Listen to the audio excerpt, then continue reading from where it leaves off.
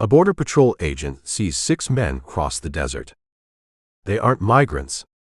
Red Line, an action thriller. Chapter 1. The trailer park outside Uvalde smelled like mesquite smoke and motor oil, and the man Cole had been paid to find was standing in the doorway of a single wide in gym shorts and nothing else, looking like he'd rather be anywhere on earth than answering his own front door. Terrence Boyd. Who's asking? Somebody your bondsman's real interested in talking to. Cole kept his hands loose, weight balanced, 6 feet of cracked concrete between them. You missed a court date 3 weeks back. That tends to make people nervous. Boyd's eyes flicked past Cole's shoulder toward a rusted Camaro parked crooked in the gravel, doing the math a scared man does when he thinks a car is faster than a decision. Cole let him get exactly as far as the second porch step, before closing the distance and putting a hand flat against his chest, not hard, just final. Don't. Man, I got a court date coming up on a totally different thing. I can't. You can, and you will, because the alternative is I drag you there myself with considerably less dignity involved. Cole nodded toward the Camaro. Get dressed. I'll wait. Boyd went, grumbling the whole way, and came back 4 minutes later in jeans and a shirt that smelled like it had been worn to bed the night before. Hands already out for the zip ties Cole produced from his jacket pocket like a man who'd done this exact transaction 100 times, which he had. The whole thing took 11 minutes, start to finish. Cole had grown, over 6 months of quiet work, to appreciate jobs that took 11 minutes. He turned Boyd over to a bail bondsman named Renfro at a diner outside town, collected an envelope thinner than the one that had started all the trouble last spring, and sat at the counter afterward with a cup of coffee he didn't especially want, because sitting still for 10 minutes after a job had become a habit he hadn't had before Corpus Christi. The waitress refilled his cup without asking and lingered a beat too long doing it. You're that guy, she said. From the news. The one with the defense contractor thing.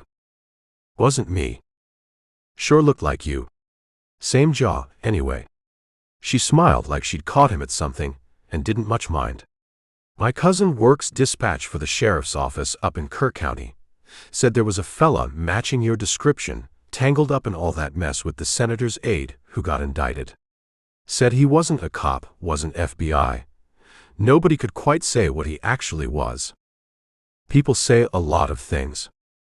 They do. She topped off a cup 2 seats down without breaking eye contact with Cole the whole way there. Anyway. Coffee's on the house. Least I can do for a guy who apparently helped blow the lid off something that big. Cole thanked her and left cash on the counter anyway, because free coffee from someone who half recognized him from a news segment felt like exactly the kind of small debt that had a way of turning into a bigger one down the road. 6 months since the port, and Baker's reporter had done thorough work. Corrigan indicted. Sable Group dissolved into a settlement nobody would ever see the full terms of. Amsel still a name on an Interpol notice instead of a face in a courtroom. Cole's own name had come up exactly twice in the coverage, both times misspelled, both times enough for people who paid close attention to start putting faces to it anyway.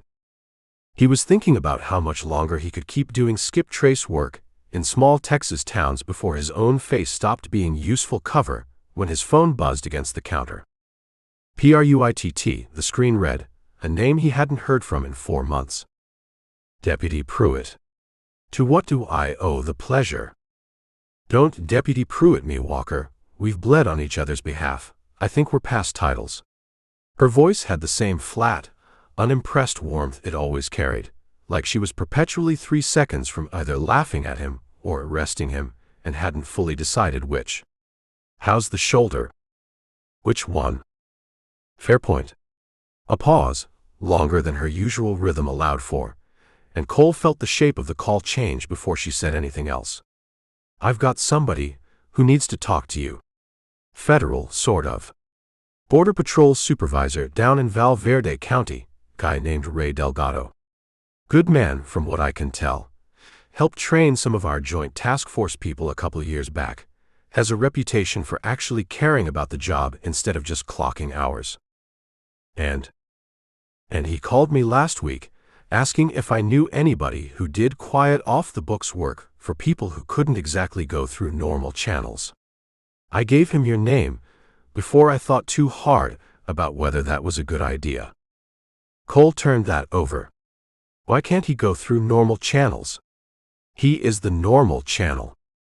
That's the part he wouldn't explain over the phone, which either means it's above my clearance or it's the kind of thing you don't say out loud on a cell connection. Pruitt's voice dropped, more serious now. He sounded scared, Walker. Not soldier scared. Something else. I've known a lot of Border Patrol guys over the years, and scared isn't usually in their vocabulary. You trust him? I trust that he wouldn't have called a small-town deputy 300 miles outside his sector unless every closer option had already failed him. A pause. I told him I'd pass it along. Rest is up to you. You want the number? Cole looked out the diner window at the flat brush country stretching toward a horizon gone hazy with afternoon heat, thought about the envelope in his jacket pocket that would cover maybe 3 weeks of expenses if he was careful, and thought about how quiet the last 6 months had actually felt compared to how loud he'd expected retirement from the loud parts of the job to feel. Give me the number. Delgado picked up on the first ring, like he'd been sitting with the phone in his hand for longer than made sense for a working supervisor on a Tuesday afternoon. This is Ray. Cole Walker. Pruitt gave me your number. A long exhale on the other end, something close to relief. Appreciate you calling. I wasn't sure she'd actually follow through. She did. What's going on? Not something I want to get into. Over a phone I can't be 100% sure about. Delgado's voice had a careful, clipped quality to it. A man used to giving reports and choosing every word for a specific reason. You know Valverde County? Down near Del Rio? I know the general direction. There's a diner off Highway 90, place called the Amistad Grill, sits about a mile from the checkpoint. I'm off shift tomorrow at 6 in the morning. If you can be there by 7, I'll buy you breakfast and tell you exactly why I'm calling a stranger instead of my own chain of command. That bad? Worse, Delgado said, and something in the single word carried more weight than the rest of the conversation combined. I've been doing this job 14 years, Mr. Walker. I've never once had to think twice about whether the people I report to actually want the job done right. I'm thinking twice now. Cole drove south the next morning through country that changed by degrees the farther he got from the interstate, scrubland giving way to true desert, mesquite and prickly pear standing in for the pine he'd left behind 6 months and a different kind of trouble ago. The land here had a starkness to it that felt honest in a way the Gulf Coast hadn't. Nothing hiding behind humidity or green cover.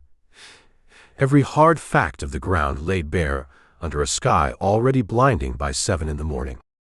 The Amistad Grill sat exactly where Delgado had promised, a low cinder block building with a hand-painted sign, and a gravel lot half filled with government vehicles that all looked slightly too clean to belong to ranchers. Cole parked at the edge, away from the cluster, and went in. Delgado was easy to spot. A man in his 40s, Border Patrol green, traded for civilian clothes that didn't quite fit the way a uniform did, sitting in the back booth with a cup of coffee he wasn't drinking, and a folder held closed under one forearm like he was worried it might try to leave without him. Mr. Walker. Cole's fine. He slid into the booth across from him. The same motion he'd made 100 diner booths ago, in a different state, with a different kind of trouble waiting inside a different folder. You look like a man who hasn't slept. 2 nights, give or take. Delgado pushed the folder half an inch across the table, not quite handing it over yet, testing something. You mind if I ask you something before I show you what's in here? Go ahead. That thing last spring. The defense contractor, the senator's people, all of it. Was that really you? Cole considered lying, decided it wasn't worth the effort with a man who'd clearly already made up his mind before asking. Some of it.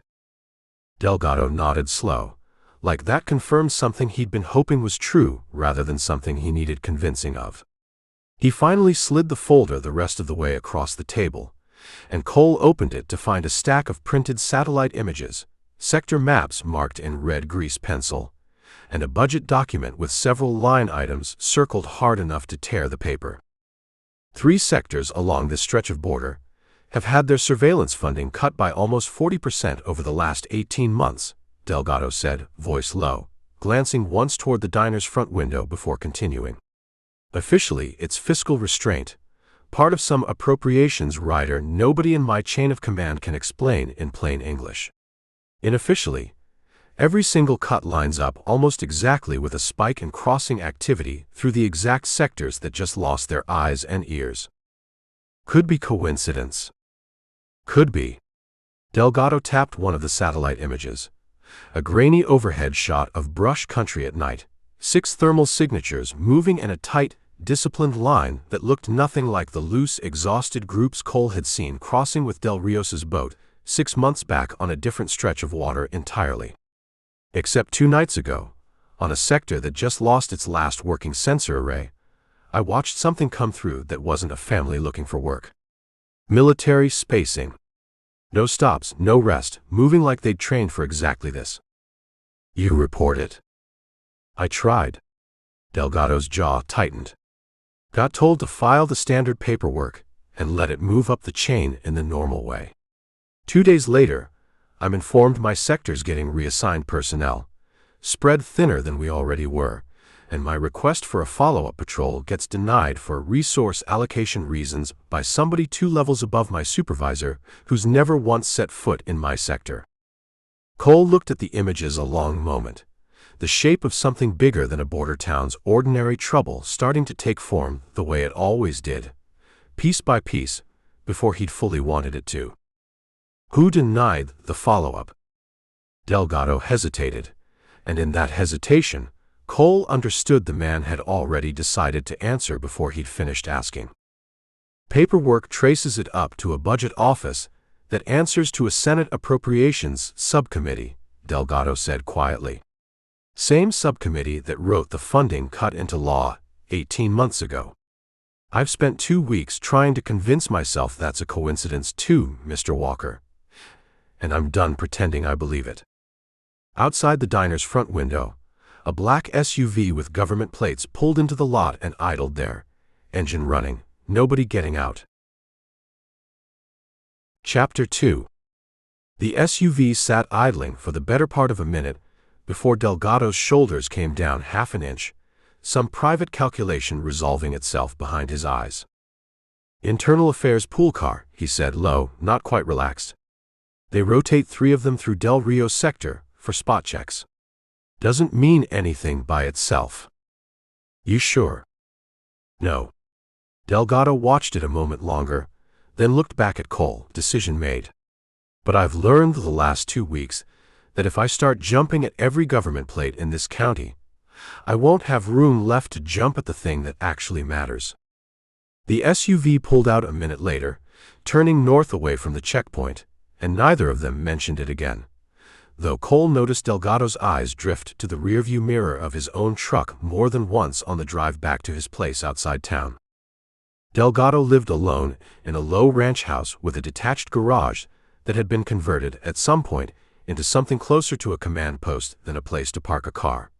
A wall map of his sector marked in 3 colors of pin, a police scanner tuned low, a gun safe standing open with 2 rifles and a stack of ammunition boxes that told Cole this wasn't a man who'd woken up scared for the first time this week.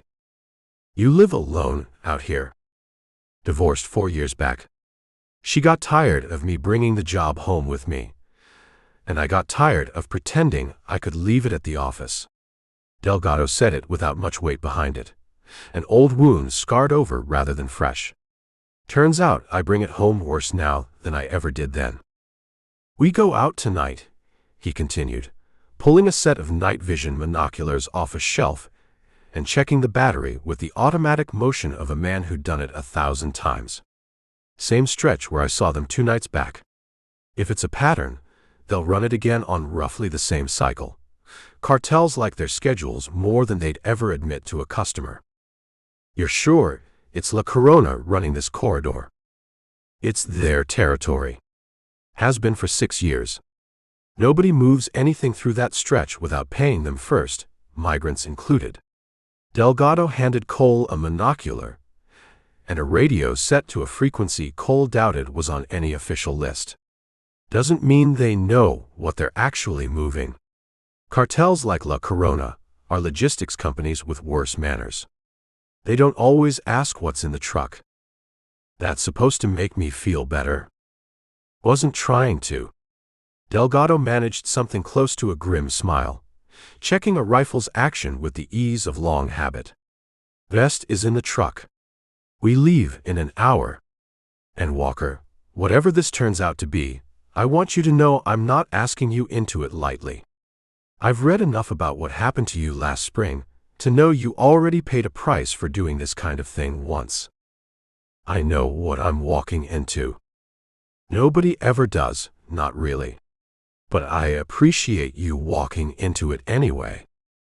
They set up, a little after midnight, on a low rise overlooking a dry wash that cut through brush country like a scar, the desert around them gone silver and strange under a moon just past full. Cole lay on his stomach in dirt, still holding the day's heat, monocular pressed to one eye, watching a stretch of nothing that Delgado swore with the quiet certainty of a man who'd spent 14 years learning the specific nothing of his own sector wasn't going to stay nothing for long. How do you know they'll come through here again? I don't, not for certain. But that wash is the only clean route between the last working sensor and the highway for 6 miles either direction. Every cut to our coverage funnels traffic toward exactly this kind of gap. Delgado kept his voice at a murmur, eyes never leaving the wash. It's not luck. It's engineering. Somebody wrote a budget line item that turned this exact stretch of dirt into the easiest crossing in 3 counties. They waited 2 hours in a silence broken only by insects, and once the distant coyote yip that made every hair on Cole's arm stand up before his brain caught up to what it actually was. The stars wheeled overhead with the patient indifference of something that had watched a great deal worse than a border dispute play out on this same stretch of ground. You ever think about what you'd do if you weren't doing this? Cole asked, voice pitched low enough to die a foot past his own lips. Every day for the last 2 weeks. Delgado didn't look away from the wash. Used to be I'd have said ranching, something with my hands, something where the rules made sense and stayed the same year to year. Now I mostly think about it, because I'm not sure how much longer I get to keep doing this before somebody upstairs decides I'm more trouble than I'm worth. They'd fire you for asking questions. They'd reassign me somewhere quiet, write it up as career development, and I'd spend the rest of my 20 years processing paperwork 400 miles from anywhere that actually matters. Delgado's jaw tightened in the moonlight. That's how it works, when the problem's coming from inside the building instead of across the river. Nobody fires you outright. They just make sure you stop being useful. Cole let that sit, filing it next to everything else Delgado had told him since the diner, and went back to watching the wash. Delgado's hand found Cole's shoulder a little after two fingers, a silent signal that needed no translation. Movement in the wash. They came through in a tight line, 6 shapes moving with a discipline that had nothing in common with the loose, exhausted groups Cole had watched cross a different kind of border 6 months ago. No stragglers, no stumbling, spacing held even across broken ground in a way that spoke of training rather than desperation. Each man carried a pack, but the pack sat high and tight against the spine, not the sagging, overstuffed loads of people carrying everything they owned. One man near the rear carried something longer, cased, slung diagonally across his back, in a way that made Cole's stomach tighten before his mind had fully articulated why. Migrants don't move like that, he breathed. No, Delgado said. They don't. They gave it another 30 seconds, letting the line clear the wash and start up the far bank toward a stand of scrub oak, and then moved themselves, low, angling to close the distance before the group reached cover that would swallow them whole, every footstep placed with the deliberate care of men who understood exactly how much a single snapped twig could cost them. They made it to within 80 yards before something went wrong. A loose stone under Cole's boot, or a shift in the wind carrying scent, or simple professional instinct on the other side, he never found out which. The lead man's head snapped around. A sharp two-word command carried low across the dark, and the whole line broke at once, scattering into the scrub in 6 different directions with the same drilled precision they'd shown crossing the wash. Go. Delgado was already moving, monocular abandoned, radio keyed with a burst of coordinates Cole didn't have time to process. Cole ran for the nearest scattering shape, brush tearing at his arms, boots finding uneven ground by instinct more than sight, and closed to within 20 feet before the man ahead of him simply vanished into a fold in the terrain Cole hadn't clocked in the dark, gone as completely as if the desert itself had swallowed him. He kept moving anyway, following the drag marks and disturbed brush by feel more than sight, branches catching at his sleeves, and found instead of a man a dropped pack abandoned mid-stride in the scrub where its owner had chosen speed over cargo. Delgado caught up 2 minutes later, breathing hard, empty-handed, radio still crackling low with dispatch traffic that wasn't going to produce backup fast enough to matter. Lost mine at the tree line. You. Lost the man. Got this. Cole held up the pack, already working the zipper. Inside, wrapped in waterproof fabric that had nothing to do with survival gear meant for a desert crossing, sat a hard case the size of a laptop, a coil of cable Cole didn't recognize the purpose of, and a slim waterproof pouch that, when he opened it under the red beam of Delgado's flashlight, turned out to hold cash, not the crumpled, sweat-damp bills of a man who'd walked days to reach this spot, but crisp, banded stacks in 3 separate currencies, US dollars, euros, and a third denomination Cole didn't immediately place, until Delgado leaned in for a closer look. That's rubles, Delgado said quietly. I've seen exactly one other stack of those in 14 years on this line. Back during a task force briefing on a smuggling ring, nobody ever fully explained to the guys actually working the fence. Cole opened the hard case next, revealing a compact device bristling with ports, and a small screen that lit briefly under his thumb before locking behind a passcode prompt neither of them had any hope of guessing in the field. This isn't cartel gear, Cole said, turning it over. Cartels move product. They don't move encryption hardware and 3 currencies for a man who's supposed to disappear into a labor crew by sunrise. No. Delgado stared at the device like it might answer for itself if he looked hard enough. This is somebody paying La Corona for a service. Passage. Nothing more. Passage to where? That's the part that scares me more than the rubles. Delgado sat back on his heels, rubbing a hand over his face, the adrenaline of the chase finally starting to give way to something heavier. 14 years I've been telling myself the worst thing crossing this stretch of desert was drugs, or desperate people getting exploited by men who don't care if they live or die making the trip. I could live with that being the worst of it, God help me. This is different. This is somebody with real money and real training paying a cartel toll to get past a fence that used to actually mean something. Past it to where? Neither of them had an answer for that yet, and the desert around them offered nothing but silence and the fading echo of 6 men who'd vanished into it without a trace. Save for a bag full of questions and a set of tire tracks Cole could just make out in the flashlight's beam, cutting away from the wash toward a ranch road that, according to the map folded in Delgado's back pocket, belonged to a property nobody in his sector had ever bothered flagging as a problem. That road, Cole said, nodding toward it. Where's it lead? Delgado followed his gaze, and whatever color had been left in his face after the run through the brush drained out of it entirely. Circle K Ranch, he said. Belongs, on paper, to a shell corporation out of Reynosa. Everybody in 3 counties knows exactly whose money actually built that fence line, even if nobody's ever proven it in a courtroom. Cole looked at the tracks, fresh, deep, heading somewhere neither of them had any business following at 3 in the morning with nothing but a stolen bag of evidence and a radio that wasn't bringing backup anytime soon. He started walking toward them anyway, boots already finding the packed dirt of the ranch road, the pack's strange contents heavy against his shoulder, and heavier still in what they implied. Chapter 3. Delgado keyed his radio twice before he got a response, and when dispatch finally answered, the voice on the other end had the particular flatness of someone reading from a script they didn't entirely believe in. Say again, 417.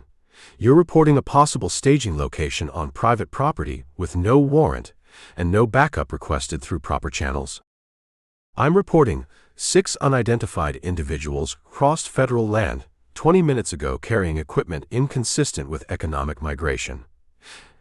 And their trail leads directly onto the Circle K property, Delgado said, voice tight, controlled. I need eyes in the air and a unit rolling this direction. Copy your report, 417. I'll pass it up the chain.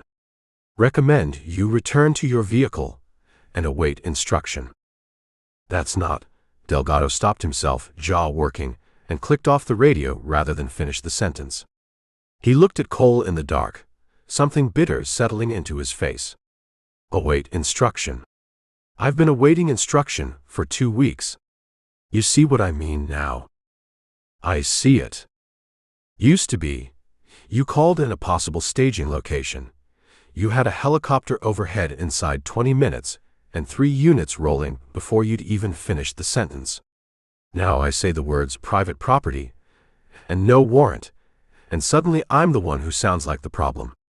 Delgado's hands had curled into fists at his sides without him seeming to notice. 14 years, Walker. I've never once had dispatch tell me to sit tight and wait when I had eyes on something this clean. They're not going to send anybody. Not tonight, not for this. Delgado clipped the radio back to his belt with more force than the action required. We can turn back, or we can see what's actually out there before whoever's been telling my dispatch what to prioritize has a chance to clean it up. Cole looked at the tire tracks cutting away through the brush, deep and fresh, and thought about a diner booth in another state, a year that felt considerably longer than it had been, a manila folder, a job that had started exactly this simple and ended up costing considerably more than anyone had warned him about going in. Let's see what's out there. The Circle K ranch announced itself a quarter-mile out with light where there shouldn't have been any, at 3 in the morning. A cluster of outbuildings lit by work lamps strung between poles, 3 trucks backed up to a low barn with their tailgates down, men moving cargo in a rhythm too practiced to belong to a working ranch handling anything as mundane as feed or fencing supplies.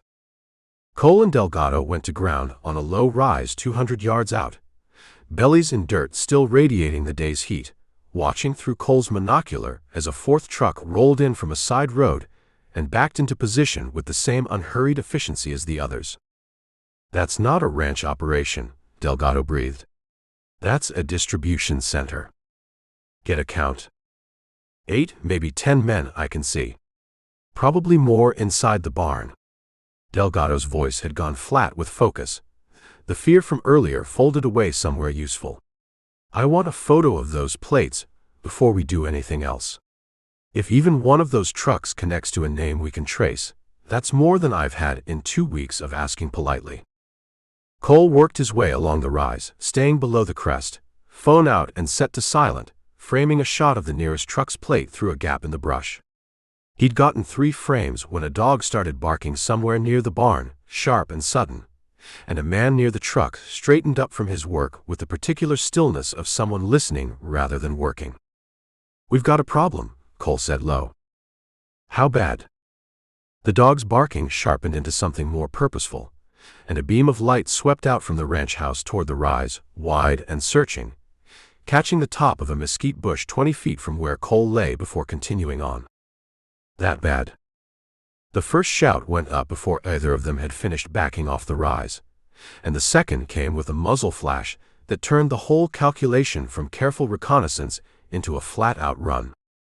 They broke for the arroyo cutting east of the rise, the only cover for 100 yards in any direction, boots pounding uneven ground, rounds cracking past them close enough that Cole felt the pressure of one against his ear before it buried itself somewhere in the dark behind him. Delgado went down hard, sliding into the arroyo's steep bank, came up cursing, and Cole hauled him the rest of the way by the collar without breaking stride. How many coming? Sounded like 3, maybe 4. Delgado's breath came ragged, adrenaline fighting exhaustion. They know this ground better than we do. Then we don't fight them on it. We use it. Cole scanned the arroyo's twisting path, reading it the way he'd read every piece of unfamiliar terrain that had ever tried to kill him, and picked a direction that cut against the pursuit's most obvious line. This way. Stay low, stay quiet as you can. They moved fast through the arroyo's bends, the mesquite crowding close overhead, in places dark enough to blind a man 3 feet in front of his own hand. Voices behind them, calling back and forth in Spanish too clipped and professional to belong to men expecting an easy night. A round sparked off rock somewhere close enough to spray grit across Cole's cheek, and he pulled Delgado down behind a boulder shouldering out from the arroyo's bank, both of them pressed flat, breathing hard. They're flanking, Delgado whispered. I can hear at least one, working the rim above us. Cole looked up at the arroyo's edge, dark against a sky just beginning to gray, and made the calculation fast: stay pinned and get flanked from above, or move and risk exposure in the open.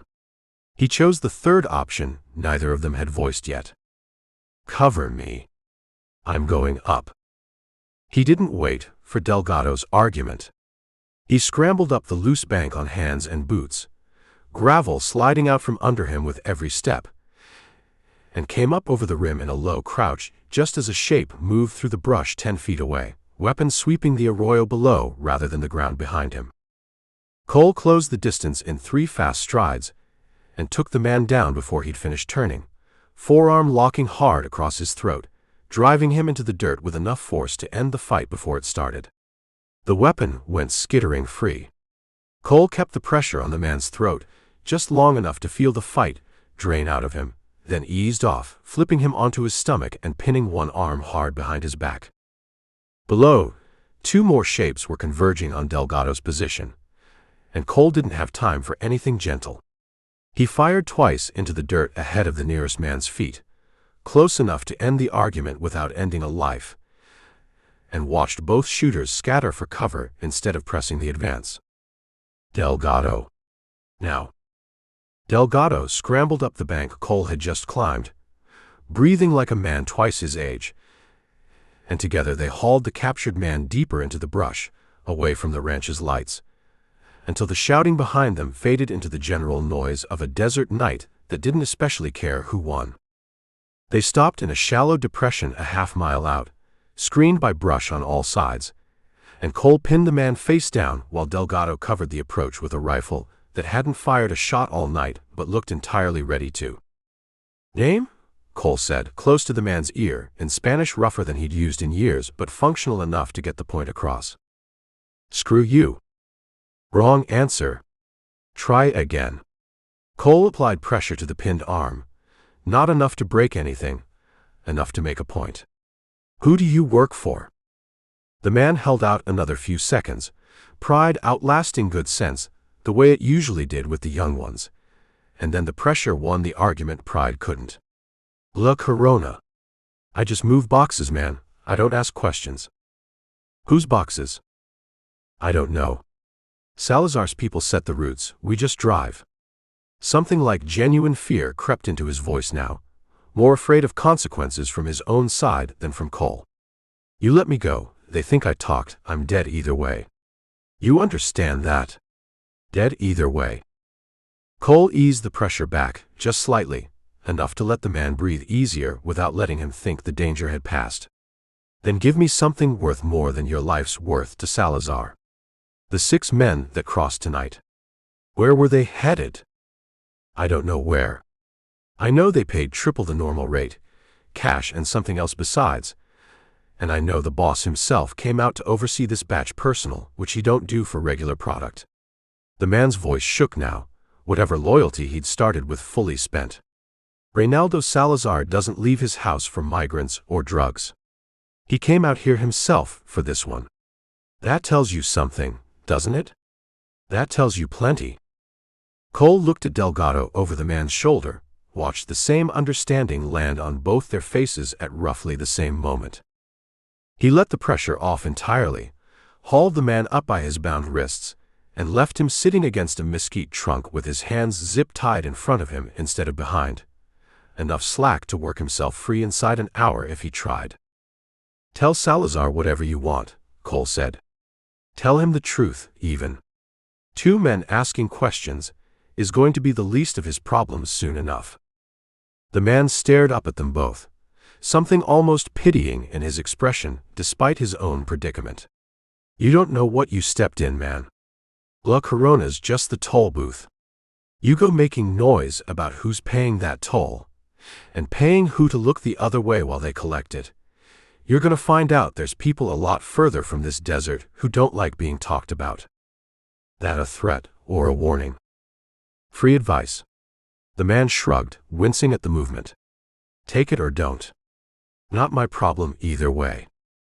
They left him there in the brush, the ranch's lights still glowing behind them against the paling sky, and started the long walk back toward Delgado's truck with a name burned into both their memories now that hadn't been there 12 hours earlier: Reynaldo Salazar, a man important enough to leave his own house for 6 passengers and a satellite uplink that had nothing to do with anything a cartel usually bothered moving at all.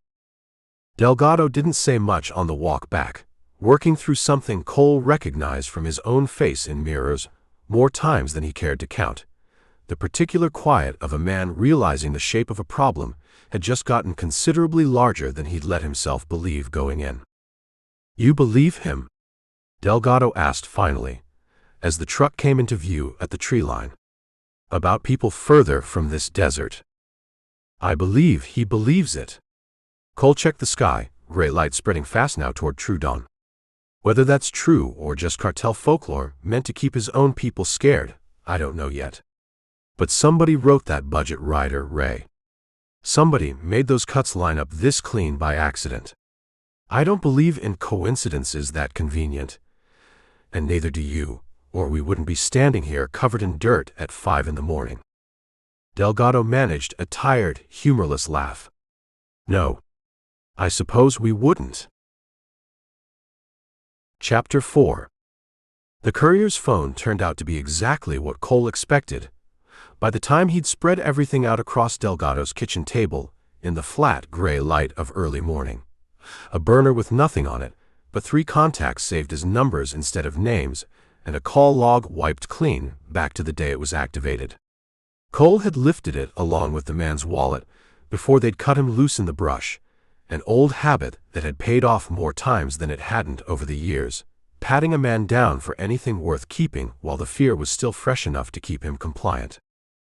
"Nothing on the phone worth the battery it's carrying," Cole said, setting it aside. "Whoever runs their operational security knows what they're doing. Burners, wiped logs, no photos, no saved locations. That's not a man improvising. That's a policy somebody enforced." Delgado poured a second cup of coffee, neither of them particularly needed, and sat down across the table, still moving with the stiff carefulness of a man who'd taken a hard fall into an arroyo a few hours earlier and hadn't yet let himself feel it fully. "So we've got nothing. We've got the phone." Cole worked the wallet open instead, thumbing past a driver's license issued to a name that felt borrowed rather than owned, a folded 20, a gas station loyalty card. The real find waited behind the license, folded twice and creased soft from handling. A single sheet of paper, a wire transfer confirmation with routing numbers, and an amount that ran to 6 figures. And at the bottom, a reference line that meant nothing to Cole and everything to whoever had written it. "Secure Tomorrow Pack, Consulting SVCS." "That's not cartel bookkeeping," Delgado said, leaning over Cole's shoulder, coffee forgotten in one hand. "Cartels don't route money through political action committees. They launder it through construction companies, used car lots, anything that moves cash without anybody asking too many questions. Which makes this either a mistake, or it's not laundering at all." Cole turned the paper over, found nothing on the back, turned it back. Somebody paid a man carrying that document a lot of money to be somewhere specific, and the paper trail leads straight to a pack instead of a shell company. That's not how you hide money. That's how you spend it once it's already clean. Milo answered on the second ring, which for him counted as eager, a small mercy given the hour and the week Cole had already put him through once before. You're calling early. Either you're in trouble again, or you're about to put me in trouble again. Which is it? Bit of both, probably. Cole read him the reference line off the wire slip, spelled it twice to make sure Milo had it clean. Secure tomorrow pack. Need to know who runs it, who funds it, and why a cartel courier was carrying proof of a payment from it in his boot. A long pause, keys clicking somewhere on the other end. Give me a minute. This is public record stuff mostly. FEC filings, registered agents, the usual paper trail a pack's required to leave whether it wants to or not. Cole waited, watching Delgado pace the kitchen with the particular restlessness of a man whose whole professional world had shifted under him twice in 12 hours, boots tracking a worn path across linoleum that had clearly seen this kind of pacing before, just never for a reason quite this large. Okay, Milo said finally. Secure tomorrow pack. Registered 18 months ago. Based out of a P.O. box in Austin. Funds distributed to candidates and issue campaigns across 4 border states. On paper, it looks like every other regional pack. Small donors, some larger contributions from what claim to be agricultural and energy interests. Nothing that jumps out as obviously dirty. But the accounting's too clean. Milo's voice had the particular sharpness it got when something genuinely interested him, despite his better judgment. I've looked at 100 packs like this over the years, Cole, and most of them are run by somebody's cousin with a law degree and a spreadsheet. This one's got real compliance infrastructure behind it. A DC law firm handling filings, an actual accounting firm doing the books, disclosure forms filed early instead of at the deadline like every other operation this size. Somebody built this to survive an audit. That's not amateur hour. That's somebody who's done this before and doesn't want to get caught doing it again. Whose money's actually behind it? That's the part one can't get from public filings alone. Give me a few hours.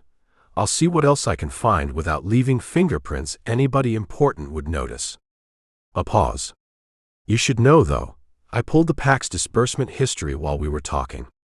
Money's gone to campaigns in 3 states, but the 2 biggest single beneficiaries, by a wide margin, are sitting senators.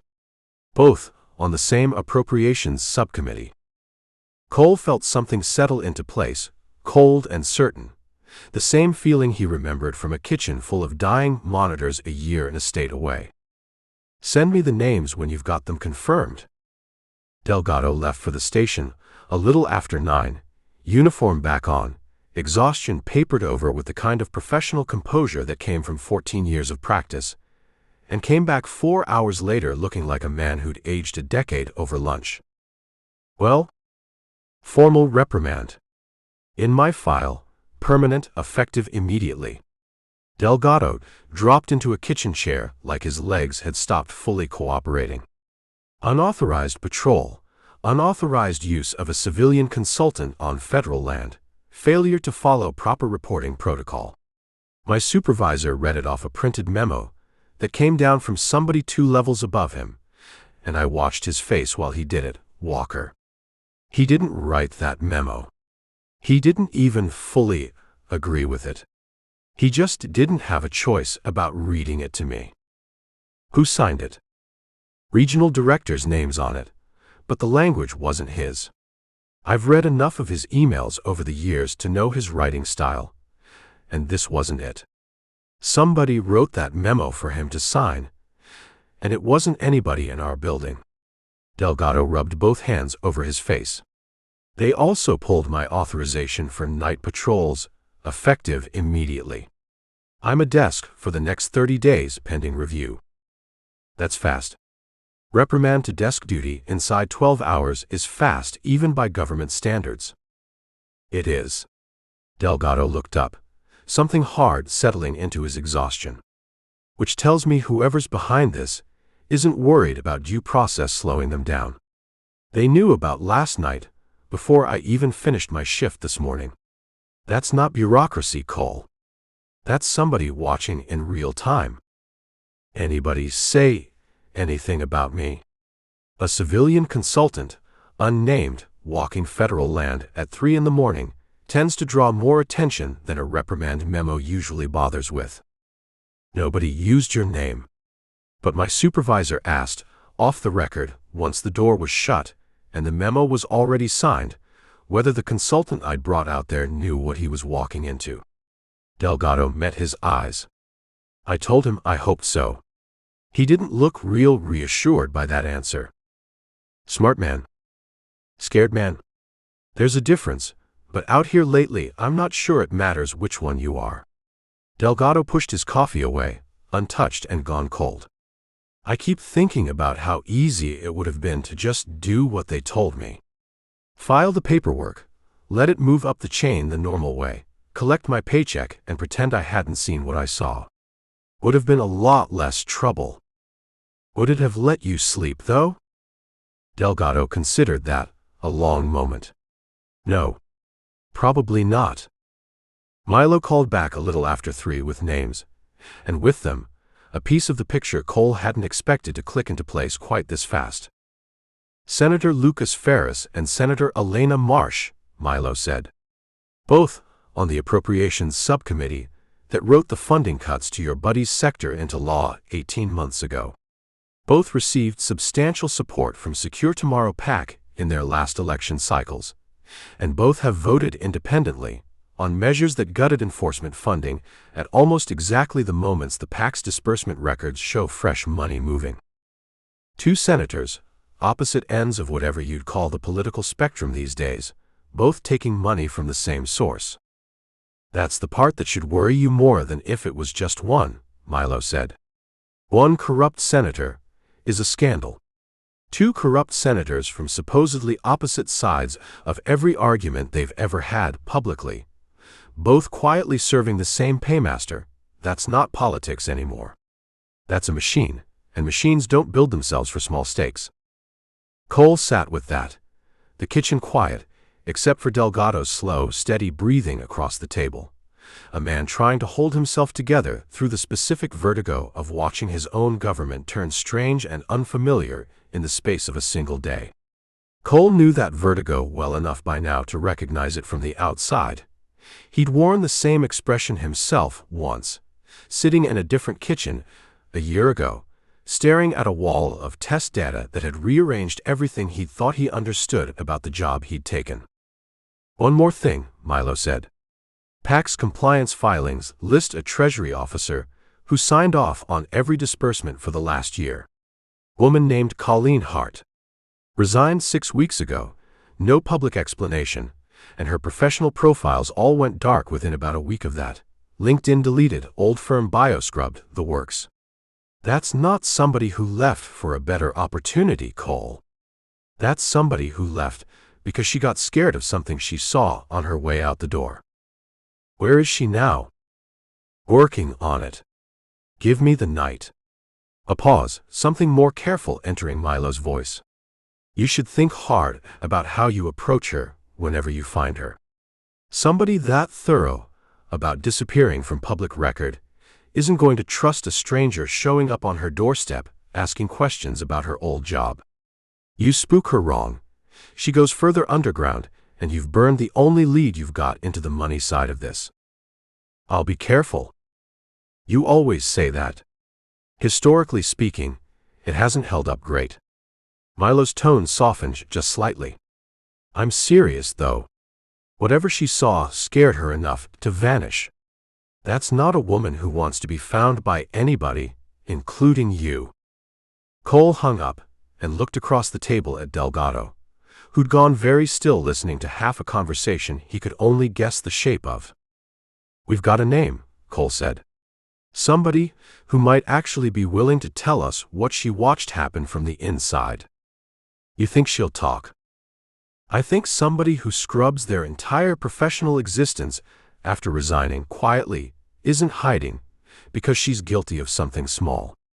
Cole looked out the kitchen window at Brush Country going gold under the late afternoon sun, thinking about a woman he'd never met, who was, right now, somewhere out there, deciding exactly how much danger she was willing to risk to make sure nobody else ever found out what she knew. I think she's hiding because she's terrified, and terrified people either stay hidden forever or they finally find someone worth the risk of talking to. Questions just whether we can find her before somebody else decides she's a loose end worth tying off. His phone buzzed once on the table. Milo, a single line, faster than Cole had expected. Found her. You're not going to like where. Cole read it twice, feeling the easy shape of the afternoon's small progress curdle into something considerably more urgent, and reached for his keys before he'd even finished typing a reply. Chapter 5. Milo's follow-up text arrived 20 minutes later, longer this time, an address on the outskirts of Eagle Pass, and a single line of explanation that made Cole's stomach drop the way it hadn't since a diner window and a truck full of shell casings. She's staying with her sister. Property backs right up to a stretch of river that's been flagged in 3 different DIA reports as an active La Corona corridor. She's hiding from the people she's scared of, about 4 miles from where they actually operate. That's not hiding, Delgado said, reading over Cole's shoulder. That's standing in the blast radius and hoping nobody notices. She probably didn't know. Picked family over safety without doing the geography homework first. Cole was already grabbing his keys. We need to get her out before somebody connects the dots she doesn't know she's sitting inside of. You think Salazar's people are actively looking for her? I think a woman who scrubbed her own professional existence off the internet inside a week isn't running from a bad breakup. And if we found her this fast with a phone and a favor from Milo, I'd rather not assume nobody with better resources has already thought to look. Cole checked the address twice against the map on his phone, mapping the distance from Delgado's house against the fading afternoon light. We move now.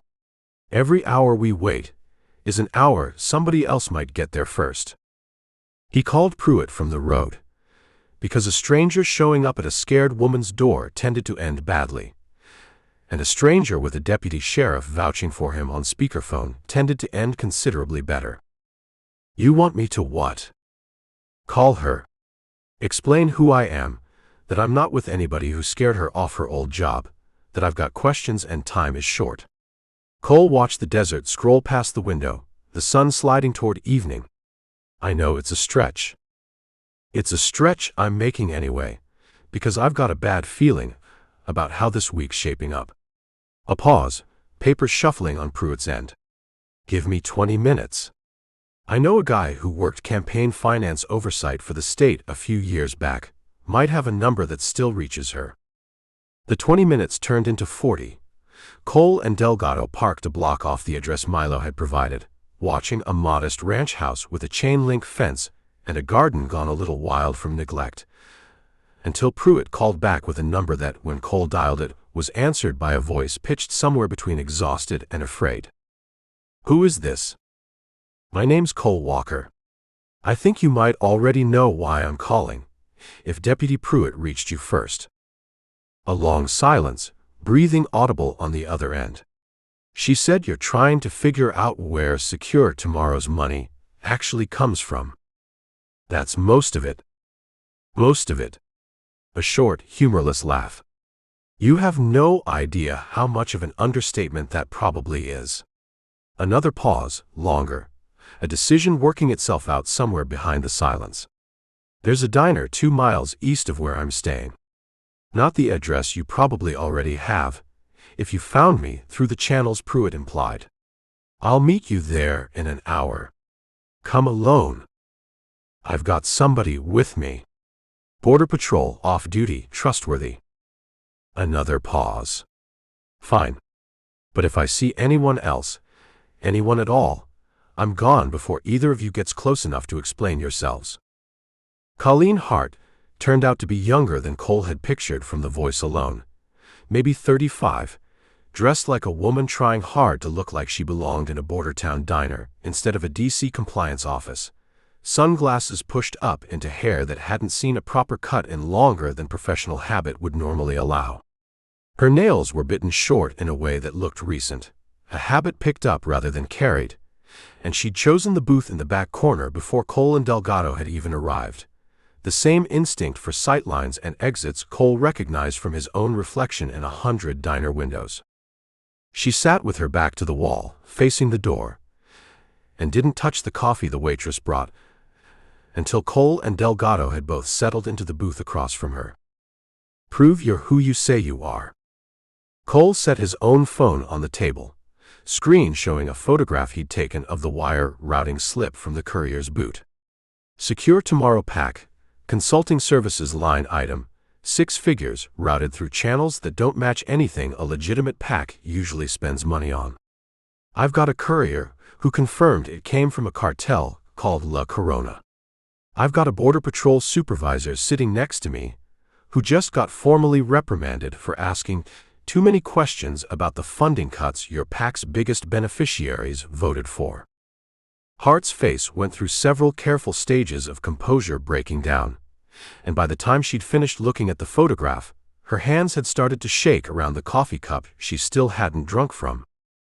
"I signed off on that," she said quietly. "Not knowingly. I knew the number was strange. I knew consulting services was doing a lot of work covering for something that didn't have a clean explanation, but I told myself that's normal in this business. Everybody launders something through a vague line item eventually. Political spending's dirty in 100 boring ways before it's ever dirty in an interesting one. When did it stop being boring?" Hart was quiet a long moment, staring at nothing past Cole's shoulder. "About 2 months ago, I got asked to backdate a disbursement. Nothing dramatic. Just move a transaction 3 days earlier on paper so it would clear before a reporting deadline instead of after it. I'd done smaller versions of that favor before. Everybody in compliance eventually does. And you tell yourself it's a technicality instead of what it actually is." Her voice tightened. "But this one was for an amount that didn't match anything in our normal disbursement pattern.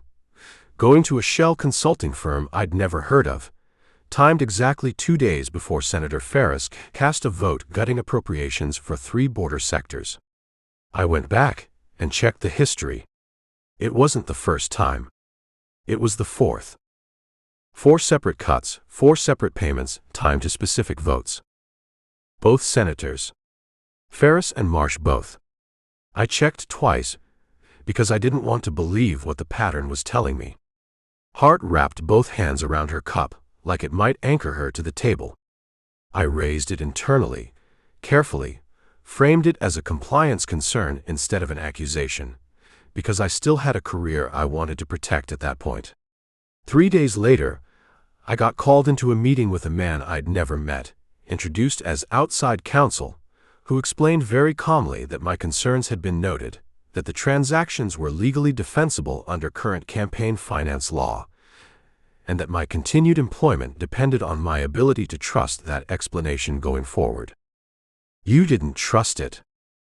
"I trusted it enough to resign quietly, instead of making noise, which I'm not proud of." Her eyes came up, red-rimmed but steady. 2 weeks after I left, someone broke into my apartment in D.C. Didn't take anything valuable. Just went through my home office, left everything slightly out of place in a way that made sure I'd notice. That's when I came here. Family's the only people I trust not to already have an opinion about who might be watching." She reached into a canvas bag at her feet and set a slim external drive on the table between them, careful like it weighed more than its actual size suggested. "I copied everything before I left. Disbursement records, the backdated transaction, internal emails referencing the arrangement, without ever naming what it actually was. It's not enough on its own to prove a cartel's behind it. I never had access to anything that connected Secure Tomorrow directly to La Corona. But it's enough to prove the money's dirty, and enough to prove both senators knew exactly what they were voting for when they gutted that funding. Why give it to us instead of a reporter? Because a reporter needs a source willing to go on record eventually, and I'm not ready to be that person yet. Maybe I never will be. Hart's hand lingered on the drive a moment before she finally slid it the rest of the way across the table. I have a daughter, Mr. Walker. 7 years old, staying with her father this month, which is the only reason I let myself come out here at all, instead of disappearing somewhere with her. I need you to promise me my name doesn't end up in whatever this becomes. Not to police, not to press, not to anybody, unless there's genuinely no other way. I can't promise you it never happens. I can promise I won't be the one who makes it happen without asking you first. Hart studied him a long moment, weighing that against whatever calculation had brought her to a diner booth with a stranger and a deputy's vouching in the first place, and finally nodded, small and tight. That'll have to be enough. They walked her back toward her sister's property. As the light started to fail, Delgado scanning the road behind them out of old habit, Cole running through the growing shape of everything Hart's records were about to confirm once he had time to actually read them properly.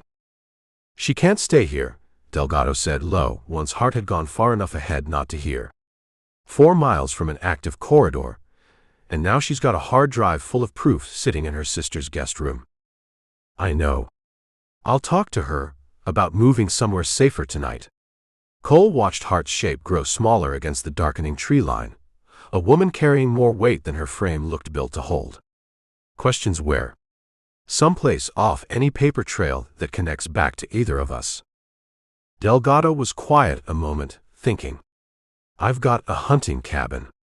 Belonged to my father, sits on land that's never been in my name on any document that matters, still titled to an uncle who's been dead 6 years and nobody's bothered updating. Nobody official even knows it exists as mine. That'll work. I hope so. Delgado's eyes lingered on the tree line where Hart had disappeared, something uneasy settling behind his exhaustion that Cole recognized because he'd worn the same look himself more times than he wanted to count this past year. Because if this week's taught me anything so far, it's that the people we're dealing with find things that aren't supposed to be findable a lot faster than either of us would like. They caught up to Hart at the edge of her sister's property, porch light already burning against the coming dark. And Cole laid it out for her plainly, the cabin, the reasoning, the fact that 4 miles from an active smuggling corridor wasn't a coincidence anybody could afford to gamble on twice. She didn't argue. She'd clearly already run the same math herself somewhere on the walk back, arriving at the same uncomfortable conclusion without needing either of them to spell it out. Tonight. Tonight, Cole said. Pack light. Whatever you can't leave without, and nothing you can't afford to lose.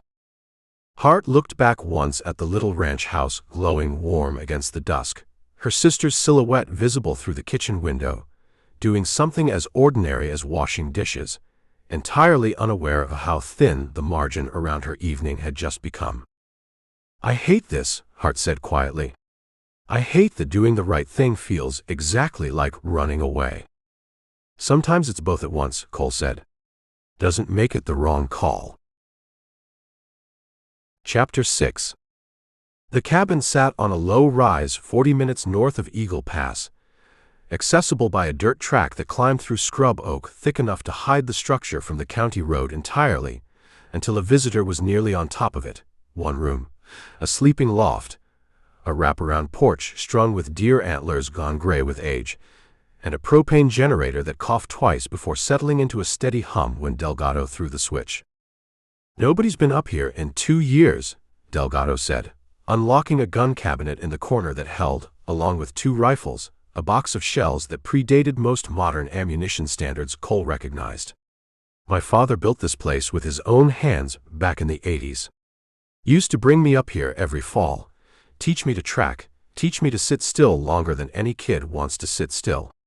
Never once thought I'd be bringing a stranger's evidence up here to keep it safe from my own government. Your father's still around.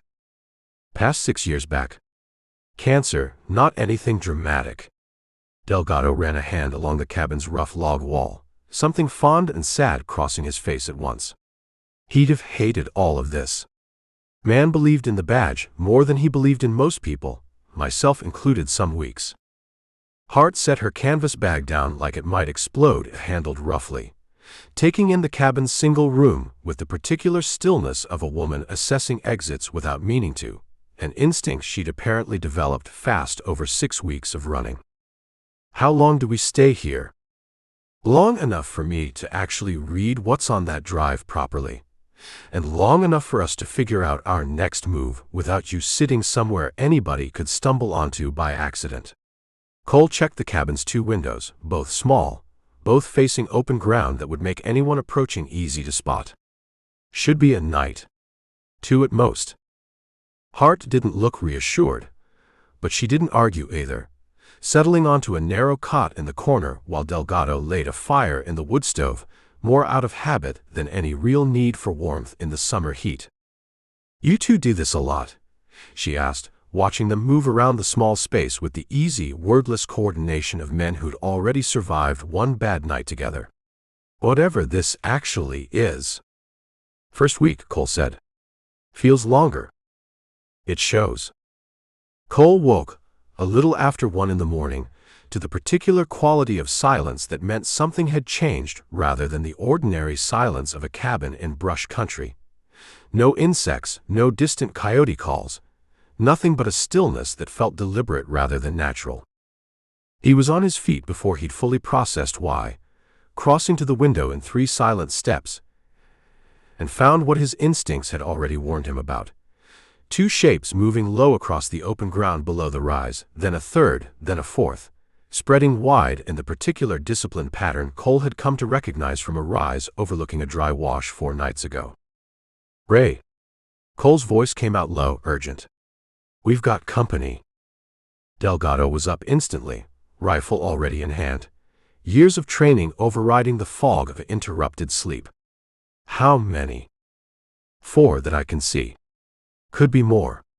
Cole moved to wake Hart, found her already sitting bolt upright, eyes wide, some animal instinct having beaten both men to full alertness. Stay low, stay away from the windows, and if either of us tells you to run, you run and you don't look back to see why. Where would I even run to? Doesn't matter. Just run. The first shot came before anyone had time to answer that properly, punching through the cabin's front window in a spray of glass that sent Hart scrambling for the floor with a strangled cry. Delgado returned fire from the doorway's edge, controlled bursts that Cole recognized as the work of a man who'd trained for exactly this kind of fixed defense, even if he'd never expected to use it on his own property. Cole covered the side window, watching 2 of the shapes below break toward the tree line flanking the cabin's east side, working an angle that would put them behind cover Delgado's position couldn't reach. They're flanking east. I see them. Delgado's voice was tight but steady, the professional calm of a man who'd trained his whole career for a moment he'd never actually expected to need it. Keep Hart low and keep that window covered, I'll hold the door. Rounds chewed through the cabin's log walls in short, ugly bursts, splinters raining down across the floor, and Cole felt the particular terror of fighting in a structure that offered less protection than it looked like it should. He returned fire toward the eastern tree line, forcing the flanking pair back into cover, and heard Delgado's rifle answer twice more from the doorway, each shot deliberate, economical. A grenade came through the shattered front window without warning, rolling to a stop near the wood stove, and Cole's whole body reacted before his mind had finished identifying the shape correctly. Down. It wasn't a grenade, a flashbang, blinding white light, and a concussive crack that left Cole's ears ringing and his vision swimming with afterimages. And in the chaos that followed he heard boots on the porch, closing fast. Delgado met the first man through the door with the rifle's stock rather than a shot, no time to aim properly in the blindness the flash had left behind, driving him back off the porch with a blow that Cole heard land even through the ringing in his own ears. A second man came in low behind the first, and this time a shot rang out close enough that Cole felt the pressure of it in his chest before his vision cleared enough to understand what had happened. Delgado went down hard against the doorframe, one hand clamped over a wound blooming dark and fast along his side. "Ray." I'm up." Delgado's voice had gone tight with pain, but he was already dragging himself back into a firing position, rifle braced, one-handed against the doorframe, blood already soaking through his shirt in a widening stain that told Cole this wasn't a graze, not this time. Cole's vision cleared enough to put 2 rounds into the man who'd shot Delgado, dropping him at the porch's edge, and the sudden loss seemed to shake something loose in the attack's rhythm, a shouted command from somewhere in the dark, and the remaining shapes began falling back rather than pressing an advantage that had just gotten considerably more expensive. "We need to move now, before they regroup." Cole hauled Delgado up by the good side, feeling the wounded man's weight sag against him, blood slick and warm where it soaked through both their shirts. "Hart. Truck, now." She was already moving, canvas bag clutched to her chest, records inside it intact by some small mercy in a night that had offered very few, sprinting for Delgado's truck parked in the deep shadow behind the cabin where it had thankfully escaped the worst of the assault's initial angle. They got Delgado into the back seat with more urgency than gentleness, Cole's hands working fast to press a folded shirt hard against the wound, while Hart climbed behind the wheel with shaking hands that Cole trusted more in this moment than his own steadiness for driving while trying to keep a wounded man breathing. "Nearest hospital," Cole said. "Now." "I don't know where." "Del Rio, 20 minutes north on the county road. I'll navigate." Delgado's voice came thin and strained from the back seat, but steady enough to be useful, the professional part of him refusing to fully surrender, even bleeding out across his own truck's bench seat. "Go." Hart drove like a woman who'd never expected her life to require this particular skill, and was discovering, under duress, that she had more of it in her than she'd ever suspected. Tires spitting gravel as she swung the truck onto the dirt track and gunned it toward the county road without looking back at the cabin burning orange against the dark behind them. A fire started, Cole realized grimly, sometime in the chaos, whether by the flashbang's ignition or something more deliberate, meant to erase every trace of what had happened there. Delgado passed out somewhere around the 10-minute mark, blood loss finally winning the argument his will alone had been holding off, and Cole kept steady pressure on the wound with hands that had done this exact grim work before, in a different truck, on a different bleeding man, in a night that felt less like a memory now and more like a warning he should have taken more seriously the first time around. "Is he going to be okay?" Hart's voice cracked on the question, eyes fixed hard on the road ahead. "I don't know yet." Cole kept his own voice level, more for her sake than his own composure. "Just drive." They made the hospital in 18 minutes, Hart's driving considerably faster than the speed limit ever intended to allow, and Cole was out of the truck and shouting for help before it had fully stopped moving. Orderlies spilling out through emergency doors into the parking lot's harsh fluorescent light to take Delgado's weight off his shoulders and onto a gurney that seemed for one terrible stretch of seconds entirely inadequate to the task. Cole stood in the parking lot afterward, Delgado's blood drying stiff on his hands, and looked at Hart, standing beside the truck with her canvas bag still clutched against her chest like a shield. "They knew we were there," she said, voice hollow. "How did they know we were there?" "Nobody knew about that cabin." Ray said, "Nobody official even knew it was his."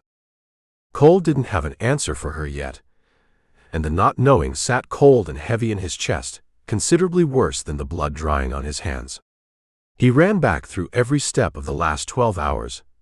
The diner, the drive, the walk back to Hart's sister's house, the cabin itself, searching for the seam where their location had leaked, and found nothing solid enough to hang the answer on, which worried him more than finding an obvious mistake would have. "I don't know," he said, "but I intend to find out." A nurse came through the emergency doors a few minutes later, mask pulled down, expression carefully neutral in the way medical professionals learn to wear like a second uniform. "Are either of you family?" "Might as well be," Cole said. How is he? Stable. The bullet missed anything that would have made this a very different conversation, but he lost a lot of blood before you got him here. He's going to need surgery tonight, and he's going to need time after that. Lucky, all things considered. She studied Cole's bloodied hands and shirt a moment. You did the pressure work in the field. Best I could. Best you could probably saved his life. She nodded once, professional courtesy rather than warmth, and disappeared back through the doors, leaving Cole and Hart alone in a parking lot that felt considerably too exposed for either of their comfort now that the adrenaline had nowhere left to go. Hart sank down onto the tailgate of Delgado's truck, canvas bag still in her lap, and finally let some of the composure she'd been holding since the diner crack. "This is my fault," she said. "If I hadn't come here, if I hadn't kept those records, instead of just deleting everything and disappearing." "Don't." Cole sat down beside her, tired in a way that went past the physical. "You didn't shoot at anybody tonight. You didn't burn that cabin down. The people who did that made a choice, and it wasn't yours to carry. Feels like it's mine to carry anyway." "I know the feeling." Cole looked up at the hospital's fluorescent lights, thinking of a hallway in a different house, a different cousin, a debt that still sat unpaid somewhere in the back of his mind no matter how many people he managed to keep alive afterward. Doesn't make it true. Just makes it heavy. Chapter 7. The surgeon found Cole in the waiting room a little before 4 in the morning, still in scrubs, mask pulled down around her neck, and delivered the news with the particular economy of someone who'd given this exact speech more times than she'd have liked. "He's stable. Bullet nicked his liver on the way through, which is the part that made tonight interesting, but we got the bleeding stopped and he's got a real shot at a full recovery. Slow one. He's not walking out of here for at least a week, and he's not doing anything more strenuous than sitting up in bed for a month after that. Can I see him?" "Not tonight. Come back this afternoon. He should be lucid by then." She studied Cole a moment, the blood still dried dark on his shirt despite the hours since. "You should get that looked at too, whatever's under all that blood that isn't yours." "I'm fine." Everybody says that right up until they're not.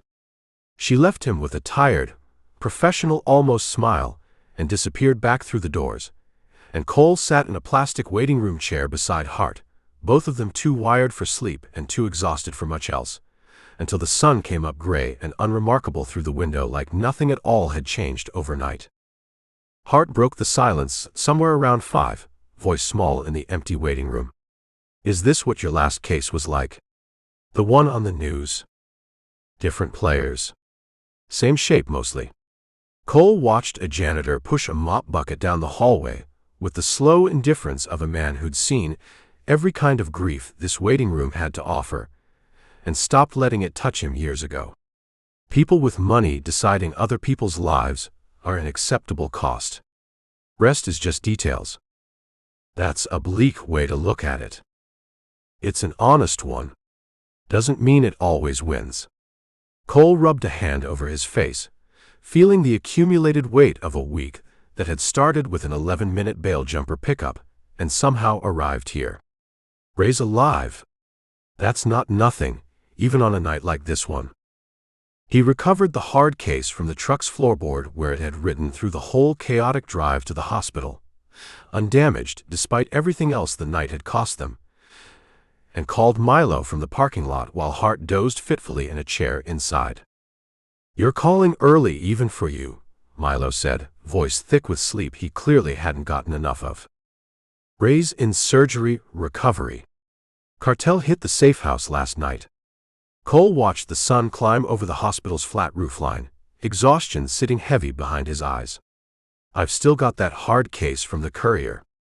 Locked, encrypted, no idea what's actually on it. I need you to crack it." A long pause, keys clicking somewhere on the other end despite the hour. "Send me photos of the device. Model, port configuration, anything visible on the casing." I might be able to walk you through a local extraction if it's something I recognize. Otherwise, you're looking at overnighting it to me, which is its own kind of risk given everything you've just told me about who might be watching. Cole photographed the device from every angle he could manage, texted them over, and waited while Milo worked through whatever mental catalog of hardware he kept stored in his head from years of exactly this kind of work.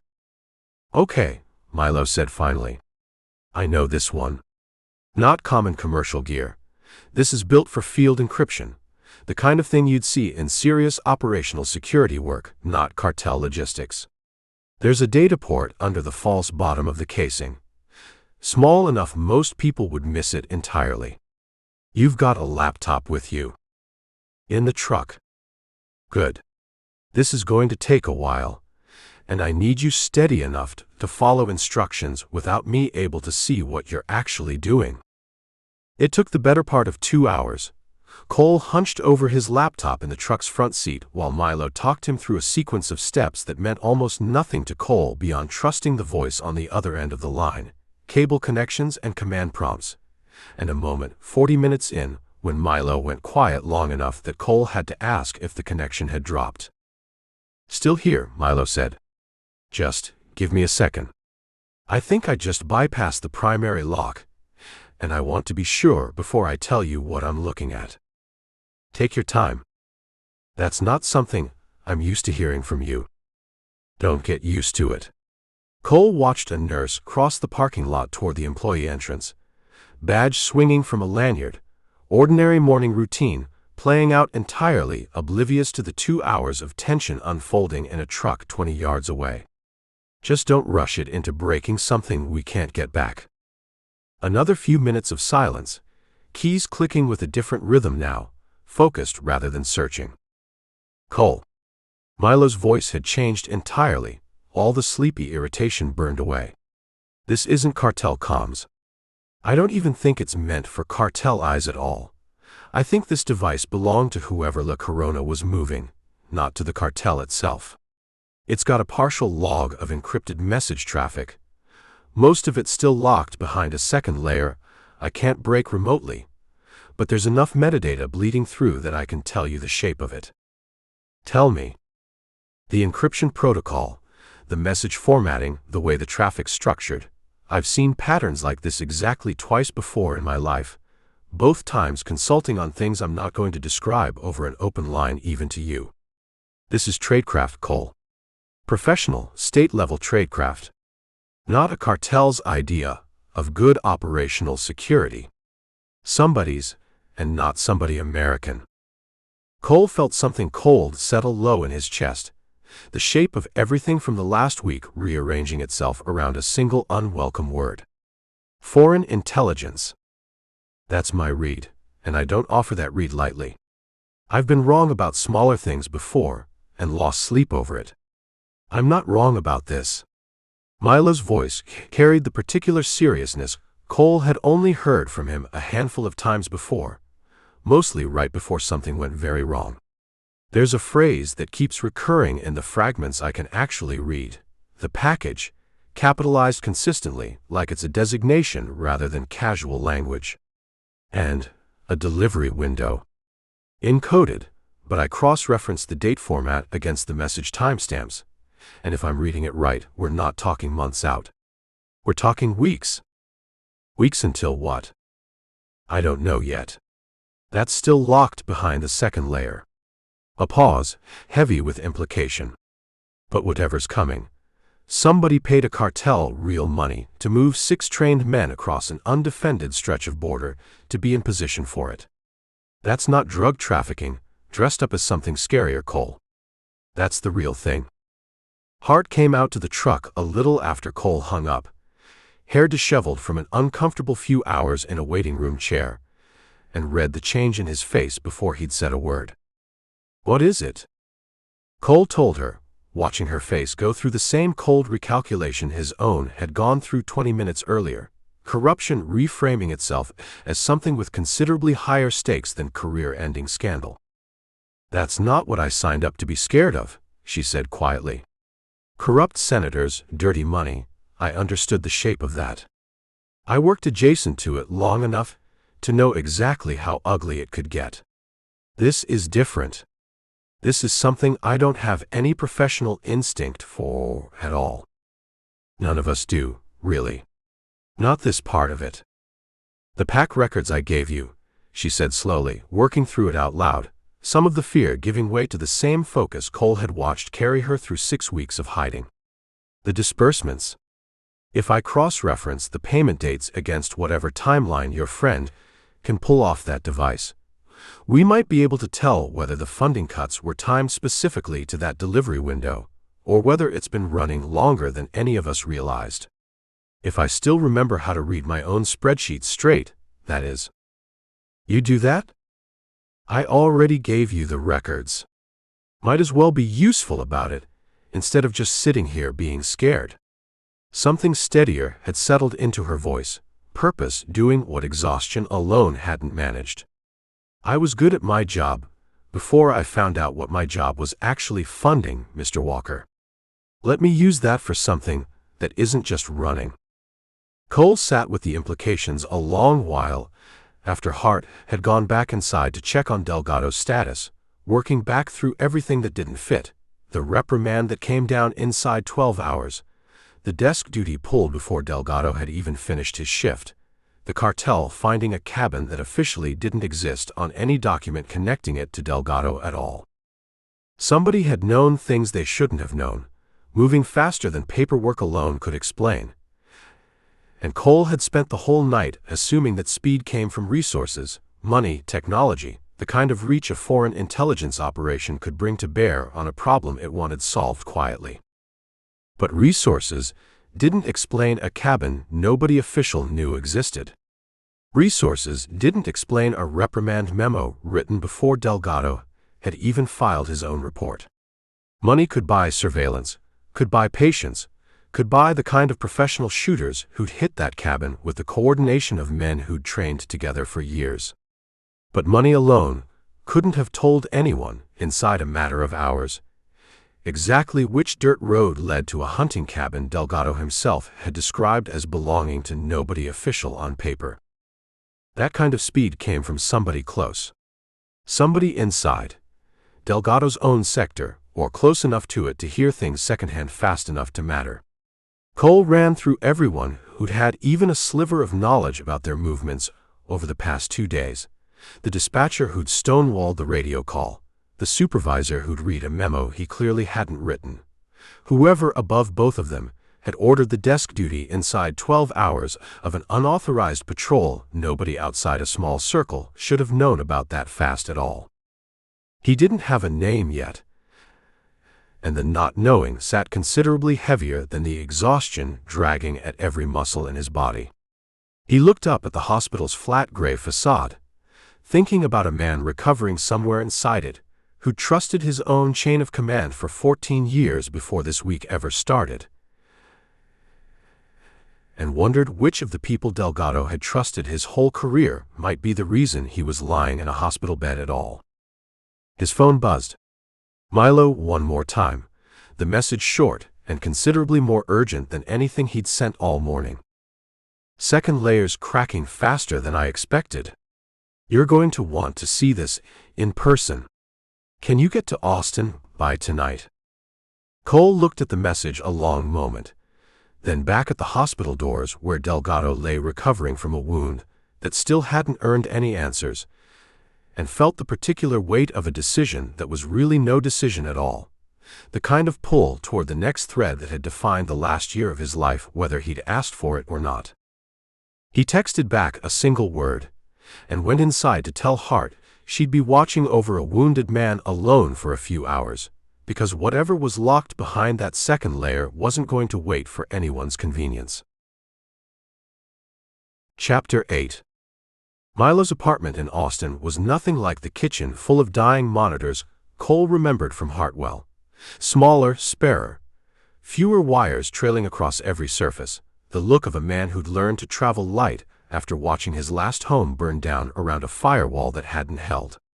He let Cole in through 2 locks and a chain, checked the hallway both directions before closing the door, and got straight to it without much in the way of pleasantries.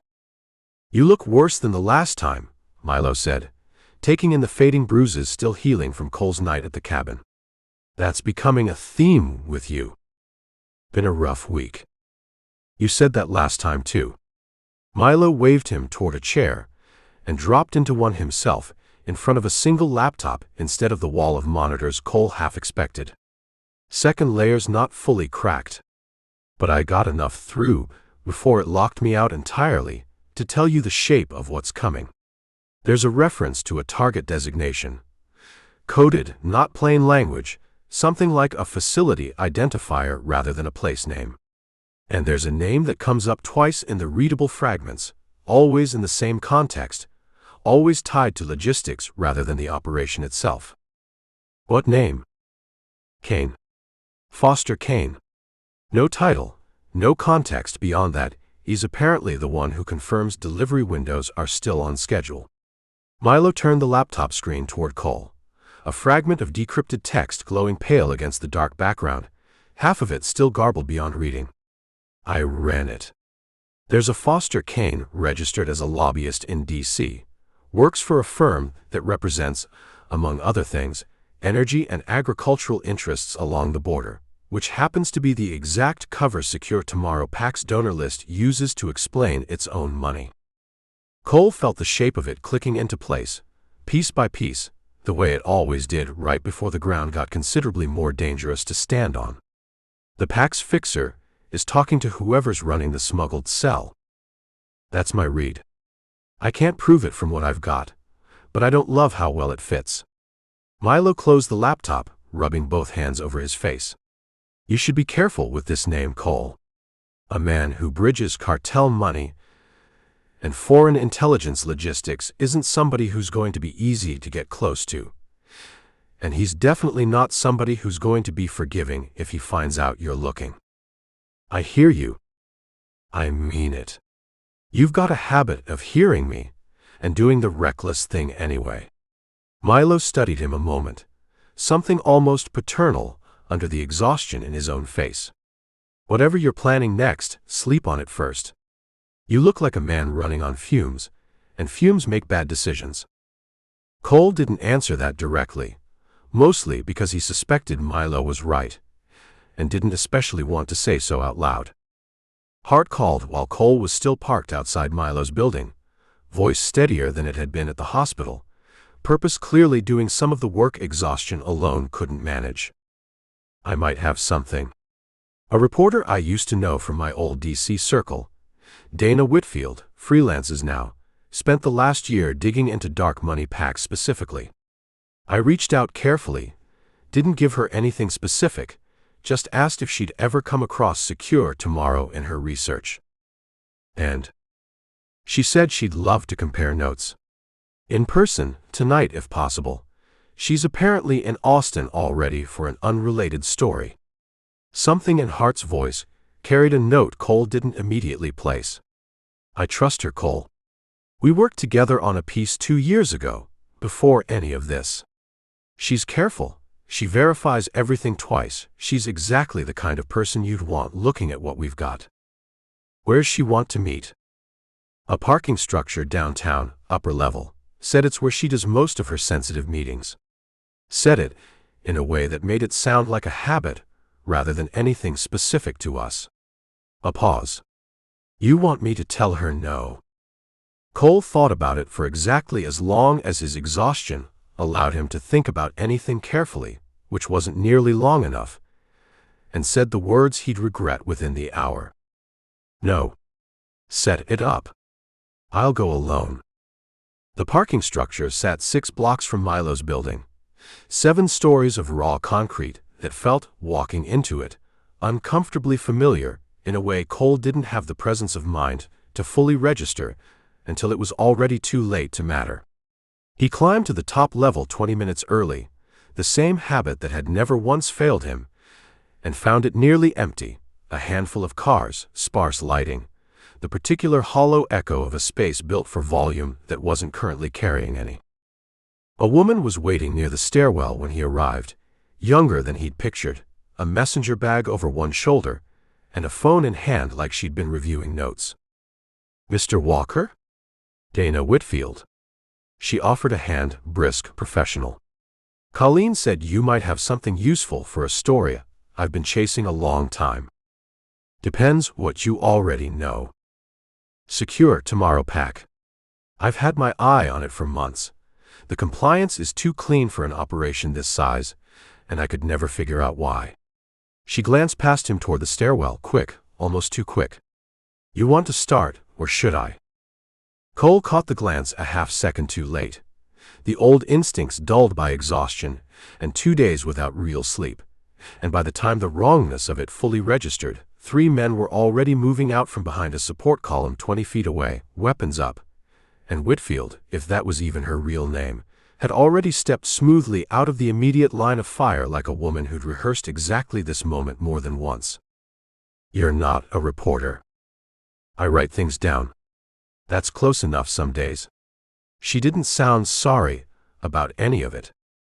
The first shot took a chunk out of the concrete pillar beside Cole's head before he'd finished processing the betrayal, and he broke for the nearest cover on instinct alone. Boots slapping concrete, no plan beyond survival for the first several seconds of a fight he'd walked into with his eyes open and his guard down anyway. He made it behind a parked sedan before the second burst found him, one round catching him high in the shoulder in a burning line that spun him half around and dropped him hard against the car's rear bumper, breath torn out of him in a single ragged grunt. He didn't have a weapon beyond his own hands and whatever the moment offered, and the moment wasn't offering much. He scrambled along the sedan's length on his knees, shoulders screaming with every movement, and found the stairwell door 12 feet away across open ground that felt, in the half-second before he moved, like the widest stretch of exposed concrete he'd ever had to cross.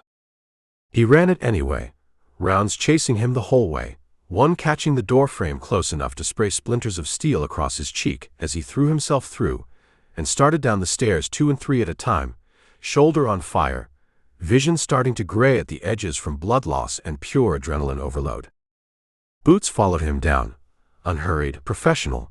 Men who knew a wounded target in a stairwell had nowhere good left to run. Cole made the 3rd-floor landing and did the only thing left available to a man with no weapon and no plan. He wedged himself into the shadow beneath the stairs and waited, breath held despite the burning in his shoulder, until the first pursuer rounded the landing above him at a jog.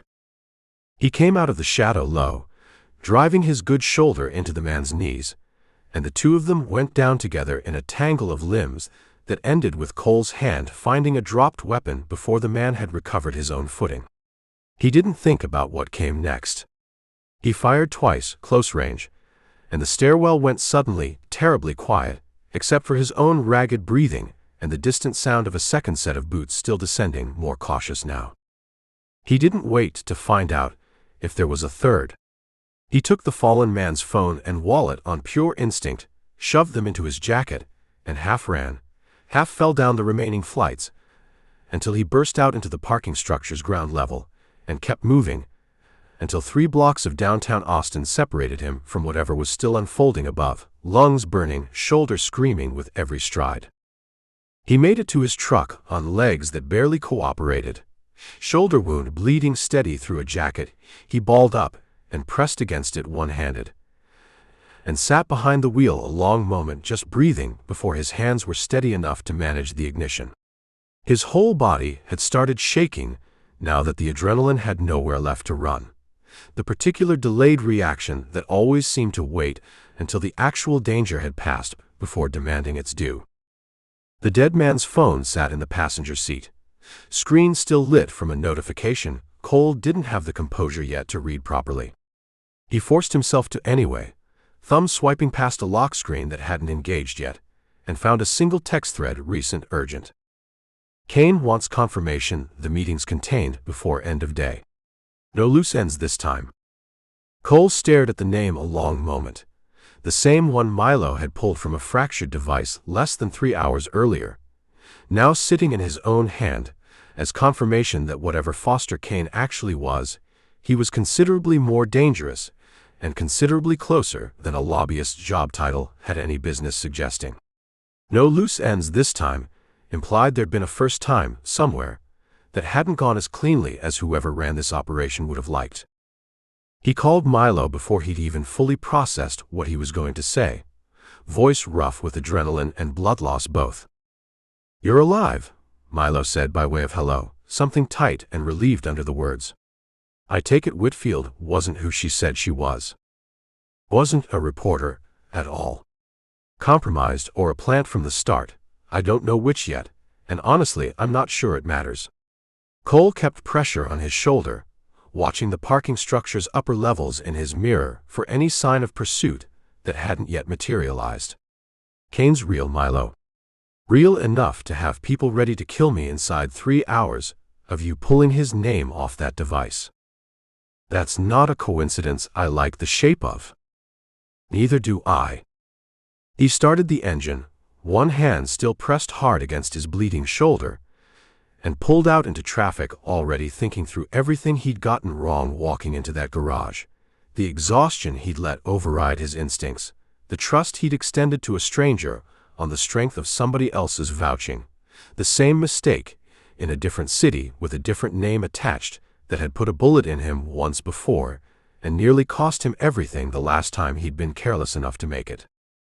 He told himself, driving away from a bridge a year ago with a tracker sinking into dark water behind him, that he'd learned something permanent that night. Bleeding through a stolen jacket in downtown Austin, he understood now that some lessons didn't stay learned. They just waited for exhaustion and urgency to open the door back up, and walked right through it the moment he stopped paying attention. Chapter 9. Cole cleaned and closed the shoulder-wound himself in a motel bathroom outside Austin, working by the light over the mirror with a suture kit bought from an all-night pharmacy, and hands that shook considerably more than they had the last time he'd done this kind of work on himself. The round had passed clean through without hitting anything that mattered, which was the only mercy the night had offered, and he taped a pad over both entry and exit before he let himself sit down on the closed toilet lid and simply breathe for a while. The motel room beyond the bathroom door was cheap and forgettable in the specific way he'd learned to appreciate over the last year. Cash paid, no ID required past a name that wasn't his, a bed he didn't expect to sleep more than a few hours in before the next thing came looking for him. He caught his reflection in the mirror above the sink, older around the eyes than he remembered looking a year ago, and decided he didn't have the energy tonight to examine what that meant beyond the obvious. He called Hart before the adrenaline had fully finished draining out of him, because putting it off wouldn't make the conversation any easier. "She wasn't who you thought she was," he said, once he'd confirmed Hart was somewhere private. "Ambush. I got out, but it was close." The silence on the other end lasted long enough that Cole thought the call had dropped. "That's my fault," Hart said finally, voice thin. "I vouched for her. I told you to trust her. You trusted somebody you'd worked with before. That's not the same as walking somebody into a trap on purpose." Cole shifted, wincing as the movement pulled at the fresh stitches. "Either she turned somewhere along the way, or she was never who you thought she was to begin with. Either way, it's not sitting on you. Feels like it is. I know the feeling. Doesn't make it true." He let that sit a moment, echoing words he'd said to her once already this week, wondering how many more times either of them would need to hear it before it actually started to help. "How's Ray?" "Sleeping, last I checked. Nurse says his numbers are good."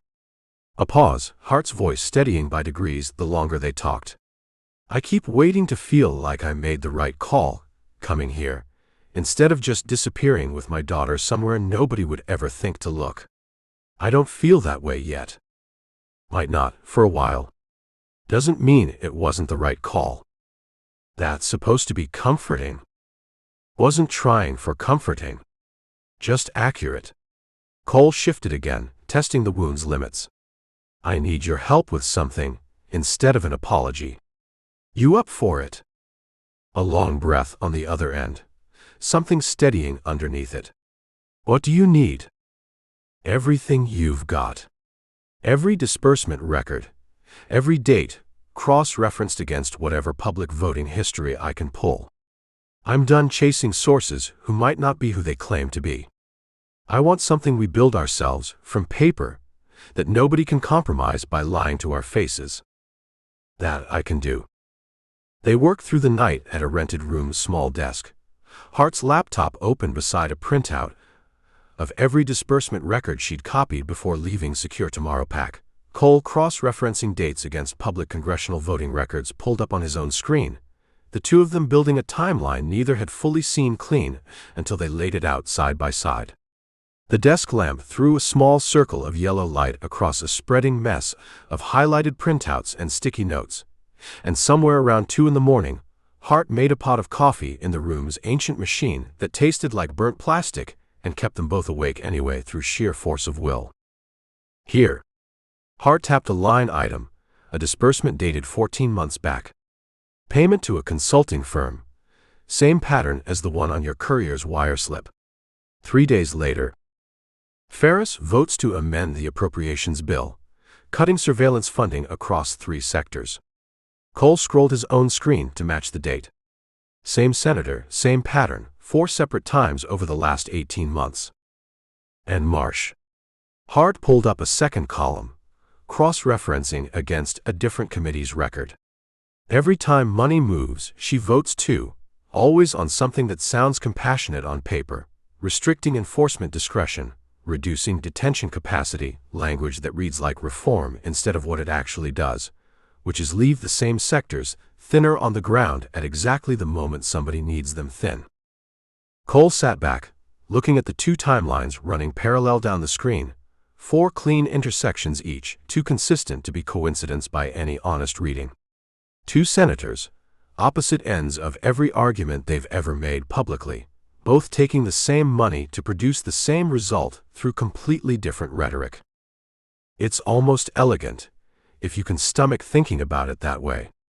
Hart rubbed her eyes, exhaustion catching up with her in waves. Whoever designed this understood exactly how modern politics works. You don't need one bot senator pushing an unpopular position.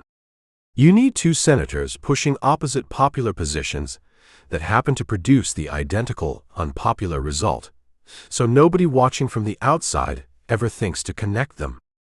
That's not luck. That's planning. That's planning by somebody who's done this before, more than once, somewhere else, and got good enough at it to bring the same playbook here.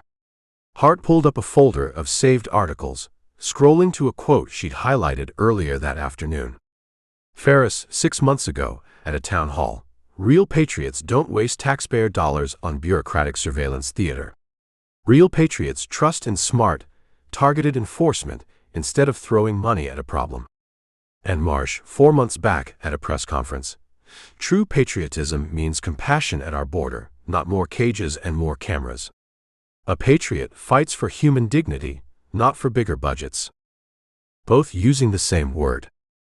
Both using it to sell completely opposite positions that somehow arrive at the exact same outcome: less funding, less coverage, less capacity to stop exactly the kind of crossing your friend Delgado watched happen twice with his own eyes.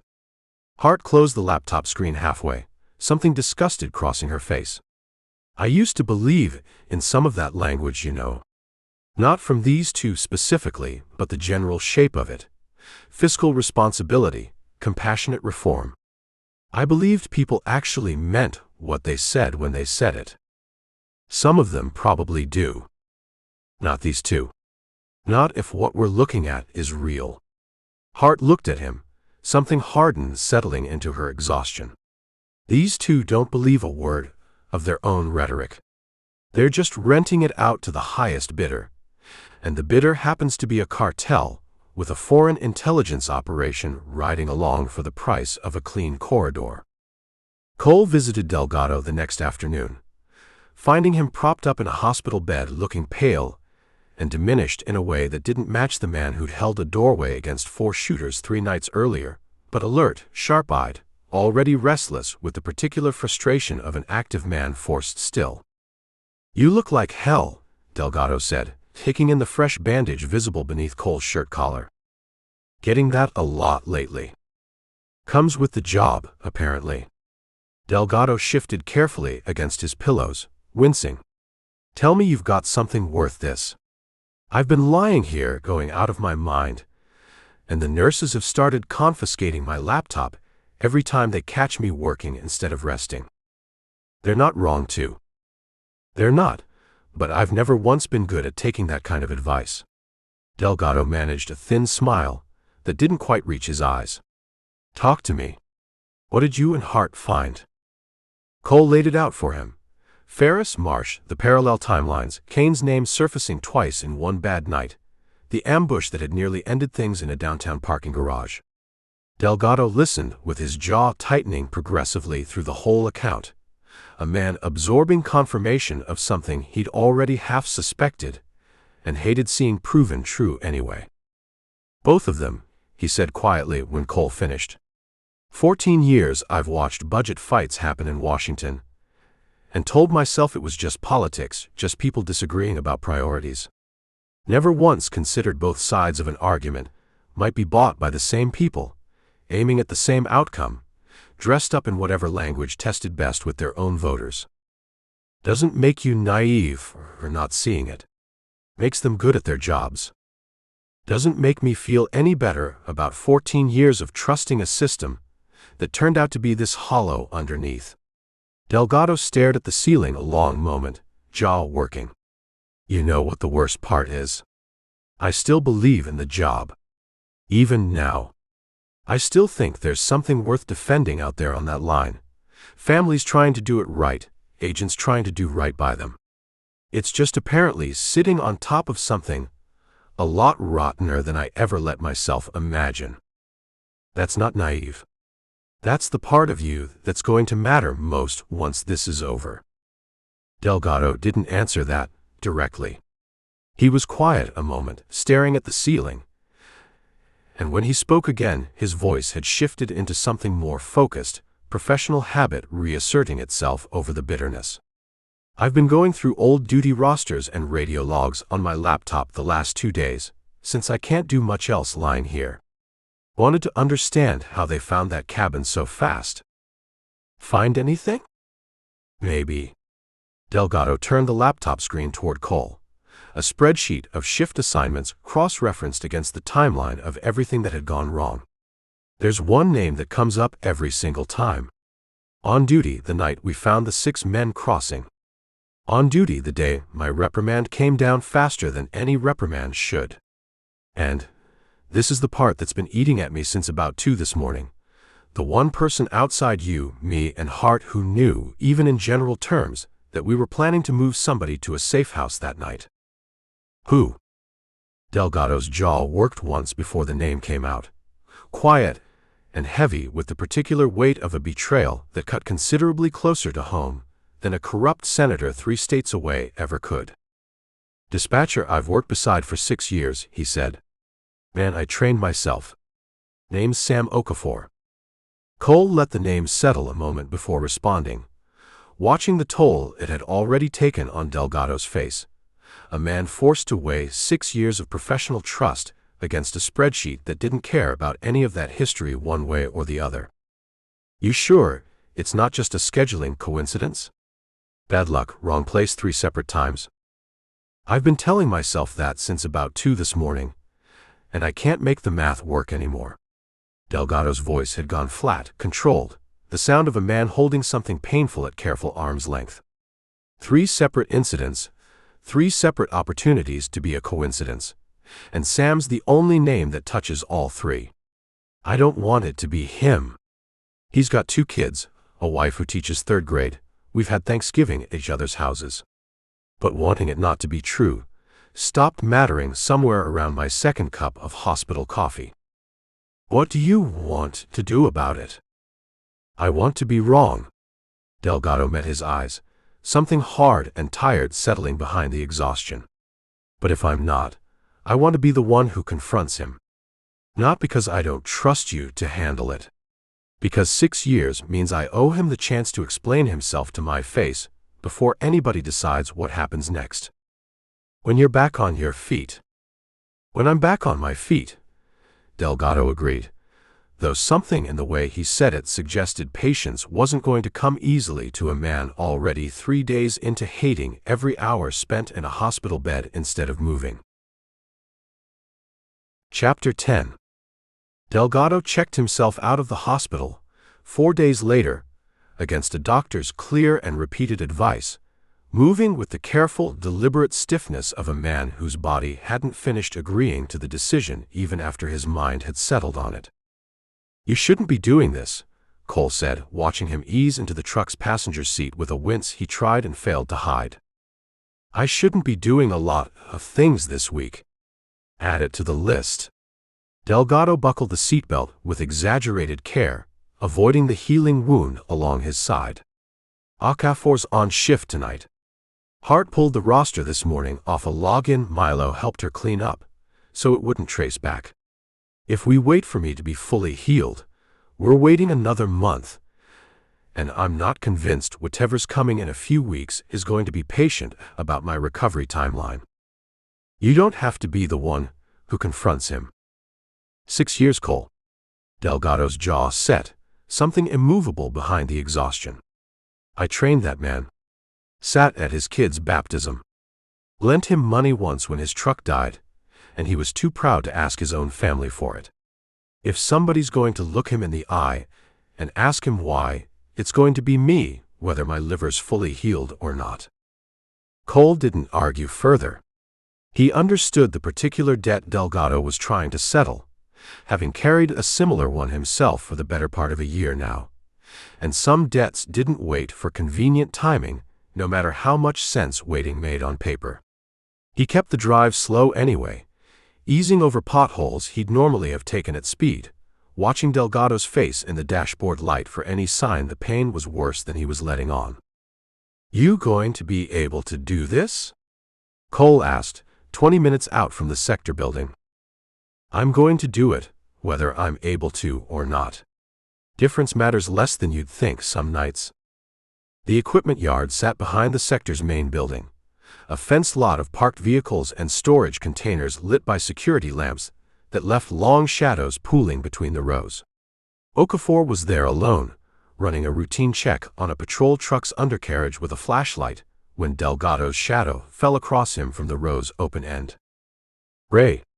Okafor straightened fast, surprise and something else, fear, unmistakable even in the poor light, crossing his face before he could smooth it away.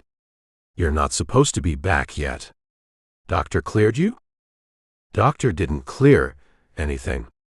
Delgado's voice carried a flatness Cole hadn't heard from him before, controlled in the particular way of a man holding something enormous very carefully so it wouldn't spill before he was ready. "I need to ask you something, Sam, and I need you to think hard about how you answer it, because I already know more than you probably think I do." Okafor's flashlight beam wavered just slightly. "What's this about?" "The night we found 6 men crossing the wash. The night I got shot at that cabin nobody official knew existed. Both nights you were the one on dispatch." Delgado closed the distance slowly, each word landing like a stone set down with deliberate care. "I've spent 6 years trusting you with my life, every single shift, Sam. I need you to tell me why somebody with cartel money knew things only you and I ever discussed over that radio." The silence that followed lasted just long enough to answer the question before Okafor said a single word, his shoulders sagging in a way that told Cole everything Delgado hadn't wanted to hear confirmed. "Ray, you don't understand what they—" "Understand what?" Okafor's hand moved toward his hip before he'd finished the sentence, and whatever he'd intended, surrender, or something considerably worse, the flashlight clattered to the ground as Delgado closed the last of the distance and drove a shoulder into him hard enough to slam him back against the patrol truck's fender. "Ray, wait. I trusted you." Delgado's control finally broke, years of restraint collapsing into something raw and furious, and the fight that followed had none of the disciplined economy Cole had watched him bring to the cabin's defense. Just 2 men grappling in the narrow space between vehicles, Delgado's healing wound clearly costing him something with every twist of his body, Okafor fighting with the desperate, clumsy strength of a man who'd never expected to actually need to. Cole moved to break it up before Delgado's stitches paid the price his rage wasn't currently accounting for, catching Okafor's arm and wrenching it hard enough to end the struggle without breaking anything, pinning him against the truck while Delgado staggered back, one hand pressed to his side, breathing hard through what was clearly real pain. "You're bleeding again," Cole said low. "I don't care." Delgado's voice shook, more from the betrayal than the wound. "Sam. Talk. Now. Before I decide, I don't care about that either." Okafor talked once the fight had gone out of him entirely, sitting slumped against the truck's tire with his hands laced behind his head at Cole's insistence, voice shaking in a way that carried more fear than defiance. "They came to me 8 months ago. Not cartel muscle, not directly. A man in a nice suit. Said he represented concerned business interests along the border, offered money for information about patrol schedules, sensor coverage, nothing that seemed like it would actually hurt anybody at first." Okafor's eyes were wet, refusing to meet Delgado's. "I said no. Told him to get lost. 3 days later, my daughter's school called. Said a man had been asking questions about pickup schedules. Description matched nobody who had any business asking. They didn't threaten me outright. They didn't have to. So you started feeding them information." I told myself it was small stuff at first. Which sectors had thin coverage on which nights. Nothing that would get anybody killed, I told myself. Just logistics, just the same kind of information a smart guesser could probably piece together anyway. Okafor's voice cracked. "Then you started asking questions, Ray. And they wanted to know everything, where you were going, who you were meeting, where that cabin was. I tried to give them less than they asked for. I swear to God I tried. But every time I held something back, they'd mention my daughter's school again or my wife's drive to work, and You almost got me killed." Delgado's voice had gone dangerously quiet. "You almost got Cole killed. You almost got a scared woman with a 7-year-old daughter of her own killed, Sam, because you were scared of your own." "I know." Okafor finally looked up, tears tracking openly now. "I know, and I hate myself for it.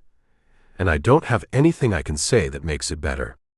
I just have information, if that's worth anything to you at all." Cole crouched down to his level, keeping his voice level despite everything. "What information?" "The man who recruited me. I never got a name, but I got a phone number I was supposed to call with updates.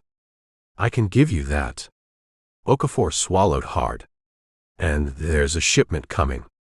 Bigger than anything La Corona's run through my sector before. I overheard part of a call I wasn't supposed to hear, something about the timeline moving up, about needing the corridor clean for one more crossing before some deadline. I don't know what it's actually for. I swear I don't. But it's soon. Days, not weeks." They left Okafor zip-tied to the equipment yard's fence rail for the sector's own people to find at shift change, along with an anonymous note Cole typed on his phone and left tucked in the man's jacket pocket. Enough detail to start an internal investigation without naming Cole or Delgado as the source. "That's it?" Delgado asked once they were back in the truck, his hand still pressed hard against his side where fresh blood had soaked through the bandage during the fight. "We just leave him there? His own agency needs to handle what happens to him from here. That's not ours to decide, and dragging this out further just gives Kane's people more time to notice we know what we know."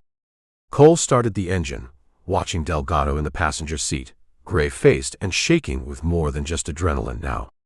"We need to get that wound looked at properly before you bleed through anything else tonight."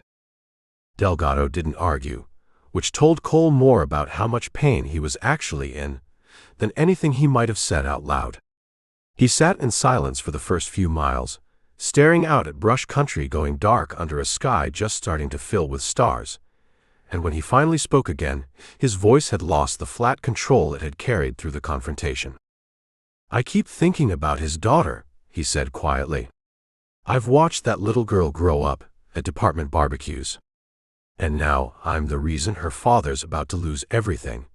And some part of me still can't fully hate him for it, because I don't know what I'd have done in his position. Man in a nice suit threatening my kid's school. No badge to protect either of us from that kind of pressure. You didn't put him in that position. Whoever sent that man in the nice suit did. I know that. Knowing it and feeling it are two different things tonight. Delgado closed his eyes.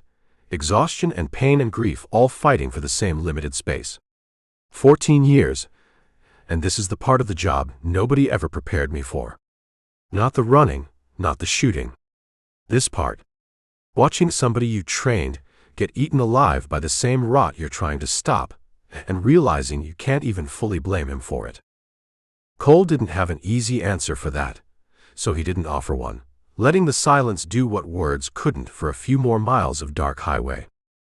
Days, not weeks, Delgado said eventually, staring out the windshield at the road ahead, Okafor's words clearly settling into the same cold place Cole's own thoughts had already gone. Whatever's coming, it's close now. It is. Cole pulled out onto the highway, already running through everything that still stood between them, and understanding what the package actually meant, and how much time they genuinely had left before whatever Foster Kane was helping arrange stopped being a threat on paper and started being one in the real world. Which means we don't have the luxury of being careful about the next step anymore. What's the next step? Washington, Cole said. We need proof that reaches all the way to Kane's office, and the only place we're going to find it is close enough to touch him. Delgado was quiet a long moment, watching the dark highway unspool ahead of them. You know how to do that. Walk into whatever world a man like Kane operates in, without getting made in the first 30 seconds. I've done something close to it before. Different city, different name on the door, same basic problem. Cole thought about a fundraiser he'd never actually attended. A plan he hadn't finished forming yet. A face that had gotten slightly too well known in federal circles for his own comfort since the last time he'd tried something like this. It won't be clean. But clean stopped being an option somewhere around that parking garage in Austin. I'm coming with you. You're barely healed enough to sit in a truck for 2 hours. I'm coming anyway. Delgado's voice carried the same stubborn certainty it had carried walking out of the hospital, against every piece of medical advice available to him. 6 years I trusted the wrong man because I never thought to look close enough to home. I'm not sitting this next part out just because my body's telling me to rest. Some things matter more than resting. Cole glanced over at him, gray-faced and bleeding through a fresh bandage, and decided arguing further wouldn't change anything either of them didn't already understand about the other by now. We'll see how you're doing in a few days, he said, which both of them understood wasn't really a no. Chapter 11. Delgado lasted about 6 hours in Washington before the drive, and the exhaustion caught up with the wound he was still pretending had healed more than it had. And Cole found him gray-faced in the hotel room bathroom a little before midnight, one hand braced against the sink. You're not coming tomorrow night. Cole. You're not coming. Cole said it without heat, just fact, the way he'd have delivered a weather report. You want to be useful. You sit in this room with a laptop and a radio, and you're my eyes on anything I can't see from inside. That's not nothing, Ray. That's the job that actually needs doing tonight, and you're the only one who can do it. Delgado didn't argue, which told Cole everything about how much the drive had actually cost him. He eased himself down onto the closed toilet lid, breathing carefully, and nodded once, tight and reluctant. Fine. But I'm not sitting here doing nothing while you walk into a building full of people who'd shoot you on sight if they knew who you actually were. Nobody's shooting anybody at a fundraiser. That's not how these people work. Too many witnesses, too much reputation on the line. Cole handed him a bottle of water and watched him drink it slow. Get some sleep. Tomorrow's a long day for both of us. This city, Delgado said, staring at the tile floor between his feet. Never been here before this week. Always figured I'd visit eventually. Do the tourist thing, see the monuments. Feel something patriotic, standing in front of the Lincoln Memorial like everybody says you're supposed to. Still time for that once this is over. Maybe. Delgado managed a thin, exhausted smile. Feels different now, though. Knowing what's actually happening in the buildings a few blocks from all those monuments. Hard to separate the two once you've seen it. I know the feeling, Cole said, and meant it more than he let on. Hart had built the cover identity over 2 frantic days of calls to old contacts who owed her favors from a career she'd left burning behind her. A donor profile clean enough to survive a cursory background check. An invitation to secure Tomorrow PAC's annual Border Security Symposium. A black-tie fundraiser dressed up as a policy conference, held in a hotel ballroom 3 blocks from the Capitol, where donors paid 5 figures a plate to hear senators talk about priorities they'd apparently already sold to the highest bidder. Name's Nathan Bellwether, Hart said over the phone, walking Cole through the details one more time while he knotted a tie he hadn't worn in longer than he cared to admit. Ranching money, West Texas, 3rd generation, mildly libertarian politics. Exactly the profile of somebody who'd write a check to this particular PAC without asking too many questions about where the rest of the money comes from. I built enough of a paper trail that a casual Google search holds up. Anything deeper than that, and you're in trouble regardless of what name's on your badge, so don't linger anywhere long enough for somebody to start asking follow-up questions. Understood. One more thing. Both senators are confirmed attending tonight. Ferris is giving remarks at 8. Marsh is doing a smaller meet and greet for major donors at 9, private room off the main ballroom. A pause. And Kane's listed as event coordinator on the PAC's own internal schedule, which Milo managed to pull. He'll have an office somewhere in that hotel tonight, Cole. Some quiet room where the actual business happens instead of the theater everybody else is watching. Find it if you can before tomorrow night. Working on it. The ballroom glittered with the particular expensive emptiness of a room built to make people feel important for writing checks. Chandeliers throwing warm light across round tables set with more silverware than any meal required. A string quartet working through something classical and forgettable in one corner. Cole moved through it in a tuxedo that fit well enough to pass and badly enough to itch. A glass of champagne he had no intention of drinking, held loosely in one hand like a prop, doing the slow, deliberate circuit of a man in no particular hurry to be anywhere. Bellwether, is it? A man in his 60s, silver-haired, the particular confidence of old money intersecting Cole's path near the bar. Don't believe we've met. Are you new to the symposium? Or have I just been terrible about remembering faces this year? New. First time out this way. Cole shook the offered hand, easy, unhurried. Heard good things about the cause. The cause. The man laughed, short and knowing. That's one word for it. Fiscal responsibility. That's the word Ferris uses. Humanitarian reform. That's Marsh's flavor. Depends which room you're standing in, I suppose. Guess it does. The man wandered off toward the bar, and Cole filed the exchange away. Even the donors who wrote the checks seemed to understand on some level that the language being sold to them tonight was theater rather than conviction.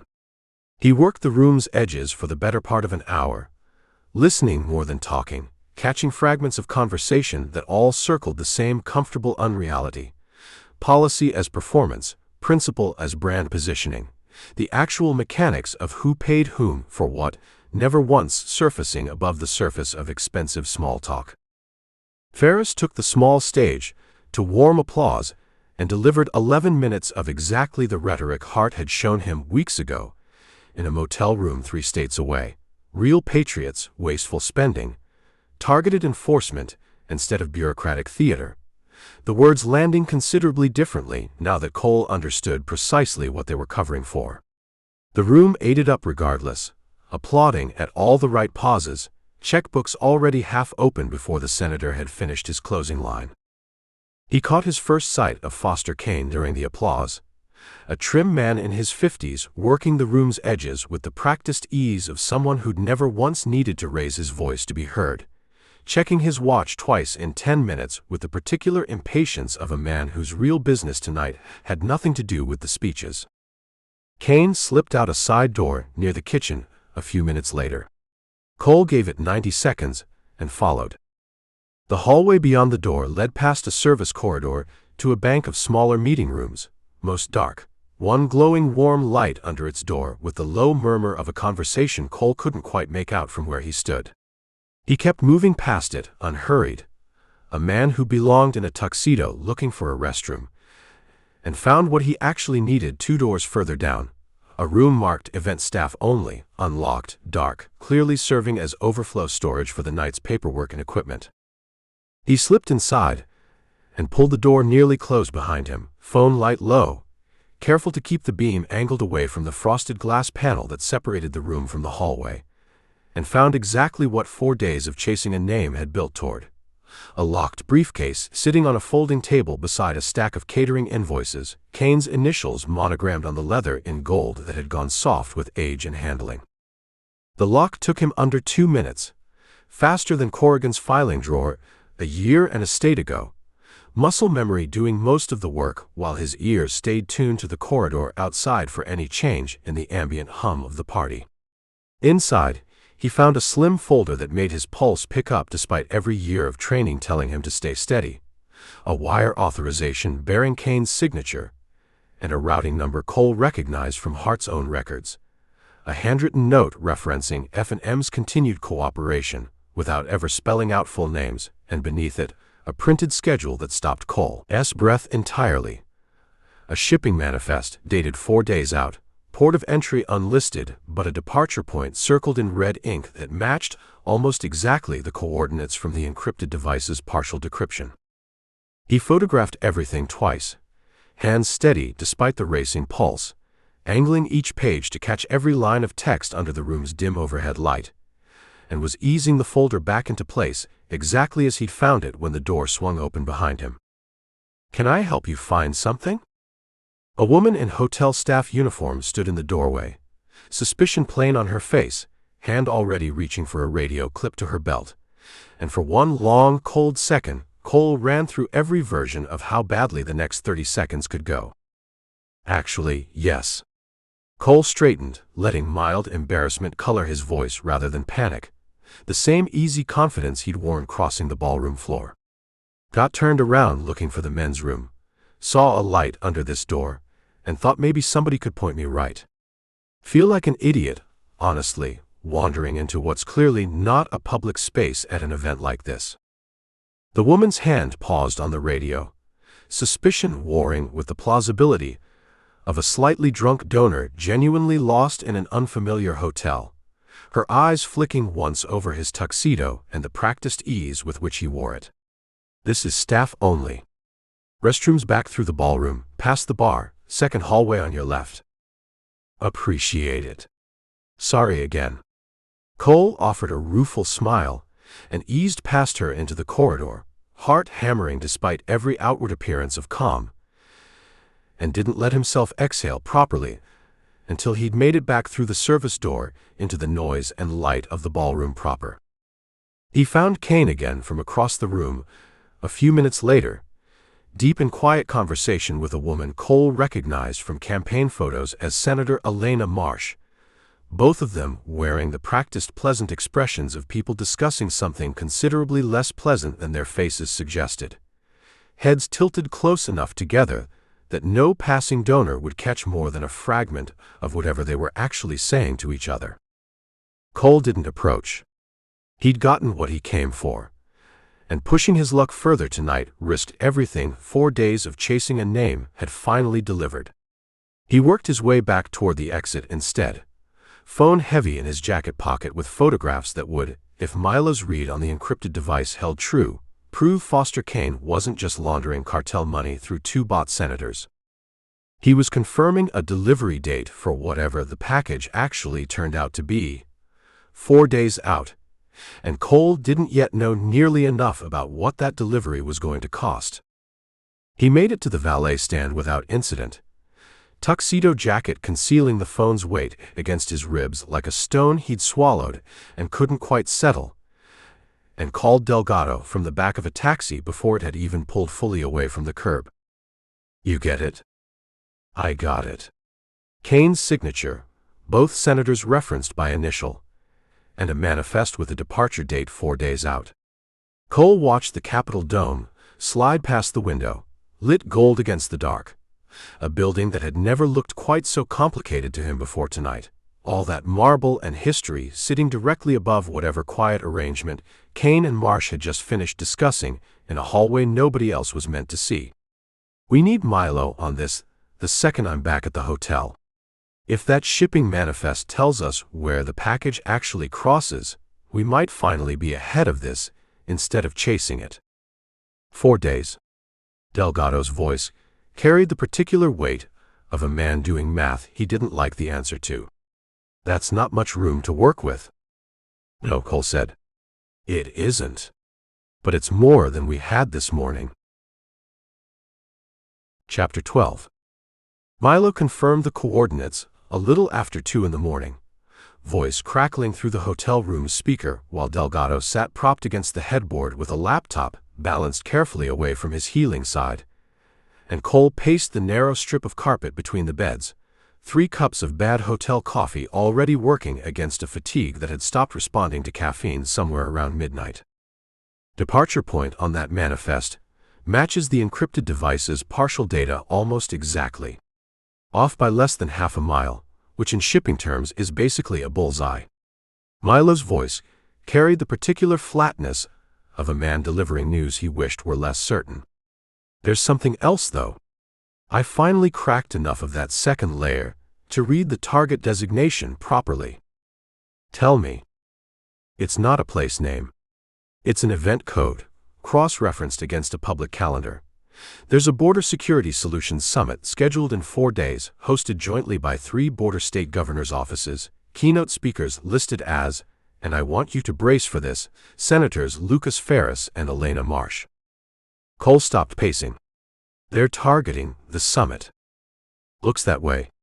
Convention center, maybe 8,000 attendees expected, federal and state security personnel, and according to the schedule one pulled, a ribbon cutting for a new regional power substation built specifically to handle load for the event and the surrounding grid." Milo's voice tightened. "Cole, if that substation's the actual target, and Ferris and Marsh's own funding cuts have left the agencies covering that stretch of border thin enough to miss a coordinated cell moving through, we're not talking about a smuggling operation with political cover anymore. We're talking about a domestic attack that the corruption itself made possible." Delgado's face had gone pale in the laptop's glow. "That's not a coincidence. Somebody picked that target because the corridor's already compromised.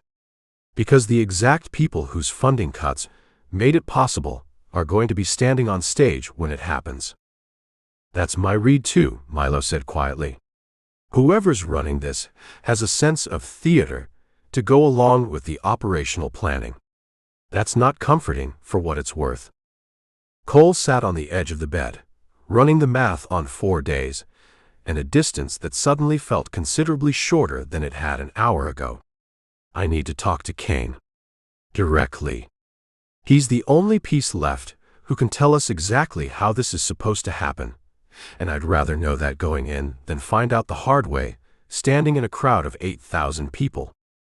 Kane answered the burner number Cole had lifted off the dead man's phone in Austin on the second ring, voice smooth and unbothered in a way that told Cole the man either didn't yet know how much trouble he was in, or had decided panic wasn't a useful emotion to display over an unfamiliar line this late at night. "I don't know this number," Kane said. "You will by the end of this call." Cole kept his voice level, unhurried. "Wire authorization. Your signature routed to an account tied to Secure Tomorrow Pack. A note referencing F&M's continued cooperation. A shipping manifest with a departure date, and coordinates that match a device recovered from 6 men who crossed illegally through a corridor your PAC's funding cuts helped keep clear. The silence on the other end lasted just long enough to confirm everything Cole needed confirmed. "That's a serious accusation to make over a phone line," Kane said finally, all the earlier smoothness gone tight and careful now. "It's not an accusation. It's a description of photographs currently sitting on my phone, taken inside a briefcase with your initials on it." Cole let that land. "I want to talk. In person, someplace public enough that neither of us has to worry about the conversation ending badly. You give me what I need to know, and I decide how much of what I've got ever sees daylight." Another pause. Calculation audible even through the tinny connection. Haynes Point. The tidal basin overlook, 1 hour. "Come alone." "I'll be there." The night air off the water carried a damp, cool edge that cut through Cole's jacket as he waited near the overlook's low stone wall. Cherry trees standing bare-branched and skeletal against a sky washed orange by the city's glow. A jogger passed once, headphones in, entirely oblivious to the 2 men about to have a conversation that could unravel a decade of careful arrangements. Kane arrived on foot a few minutes later, alone as promised, hands in his coat pockets, moving with the unhurried confidence of a man who'd never once in his career needed to run from a conversation. "You've been busy," Kane said, stopping 10 feet off. "I'll give you that. Most people who stumble onto something like this either sell it or disappear. You've done neither. Wasn't really an option, given what I've seen this week." "No. I suppose not." Kane studied him a long moment, weighing something behind eyes that gave away considerably less than Voss's had a year ago. "What do you actually want, Mr. Walker? Because I doubt very much you're planning on walking into a press conference with any of this. Men in your line of work rarely want the spotlight. I want to know what's actually happening at that summit in 4 days. Everything. And in exchange, I decide later whether your name ends up attached to any of it, or whether you're just a footnote nobody ever quite pins down." Kane's jaw tightened, the first real crack in the composure. "You understand, I'm not the one running this. I facilitate. I move money. I smooth relationships. I make sure people who don't like each other very much can still do business without killing each other prematurely. The operation itself isn't mine. Whose is it? I don't have a name for the man running the actual cell. Never did. My contact's a handler, goes by nothing I've ever confirmed as real." Kane's composure was fraying now, genuine fear starting to show through the practiced calm. "What I do know is the target. A substation feeding the summit's temporary grid, timed to fail during the keynote, not a bombing, nothing that dramatic. A cyber attack, paired with a small, contained physical sabotage, engineered to cause a blackout during a moment with maximum cameras rolling. Political chaos, not mass casualties, though I imagine a stampede in a crowd that size isn't exactly a controlled variable once the lights actually go out. Why? What's the actual goal? Destabilization. Make the summit's own hosts look incompetent in front of the entire country. Undermine confidence in border security policy right when public opinion's already fracturing. Create an opening for whoever's paying for all this to push a narrative that benefits them." Kane's voice had gone clipped, almost bitter now, a man watching his own careful arrangement collapse in real time. "I was paid to keep a corridor clear, and 2 senators compliant. I was never paid to understand the endgame, and frankly, I've stopped wanting to. Some jobs you take because the money's good, and you tell yourself the rest isn't your business. This stopped being one of those jobs a long time before you ever called me tonight." Headlights swept across the overlook from the parking area behind them. Too fast, too deliberate, and Kane's head snapped around with a fear that had nothing to do with Cole standing in front of him. "That's not mine," Kane said, voice suddenly tight. "I didn't bring anyone. I swear to you, I came alone exactly like you asked." "Then who?" The first shot answered the question before Cole finished asking it, punching into the stone wall beside them in a spray of chips, and Kane was already breaking for cover with the particular speed of a man who'd clearly always known this day might come. Cole went the other direction, dropping behind a low planter as two more shots cracked across the open ground, and caught sight of three shapes fanning out from the parked vehicles with the same disciplined economy he'd seen from La Corona's men in brush country 100 miles and a lifetime away. Professional, unhurried, already boxing the Overlook's few exits before either target had a real chance to run. "They're cleaning up," Kane shouted from behind his own scant cover, voice cracking with a fear that had clearly never once touched him in all his years of comfortable, deniable work. "I'm a loose end now that you've talked to me. So are you, whether you want to hear that or not." "Wonderful." Cole broke from the planter in a low run toward the tree line, rounds chasing him across open ground, and reached the cover of the cherry trees just as a fourth shape emerged from the parking area to cut off the most obvious escape route back toward the street. He angled instead toward the water, boots pounding damp grass, lungs already burning with an effort his body had made too many times this past week to keep pretending it cost nothing, and heard Kane's voice cut off behind him in a burst of gunfire that told Cole, without needing to look back, that whatever Foster Kane had actually known was now buried with him. Cole didn't stop to confirm it. He ran the length of the tidal basin's edge under cover of the trees, cut hard away from the water at the first opening, and lost his pursuers somewhere in the tangle of streets between the monuments and a parking garage 3 blocks distant, chest heaving, phone still safe in his jacket with everything he'd come for and nothing left of the man who'd given it to him.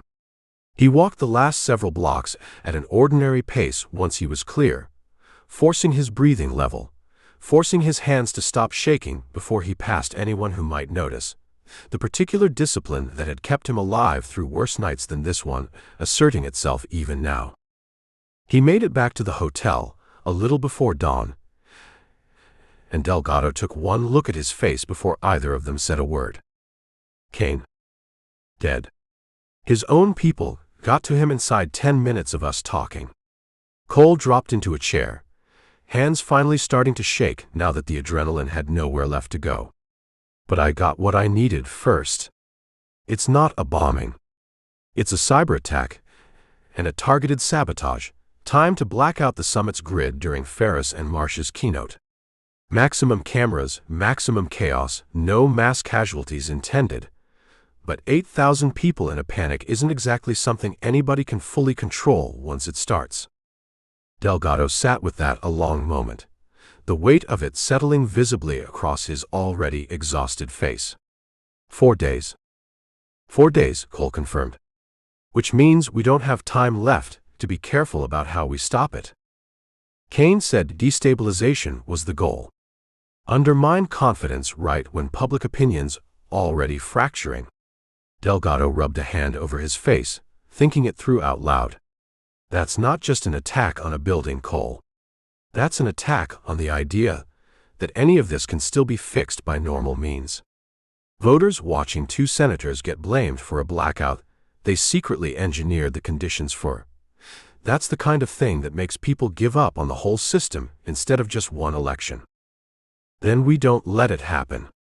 Cole looked at the window, city lights giving way slowly to the gray edge of dawn.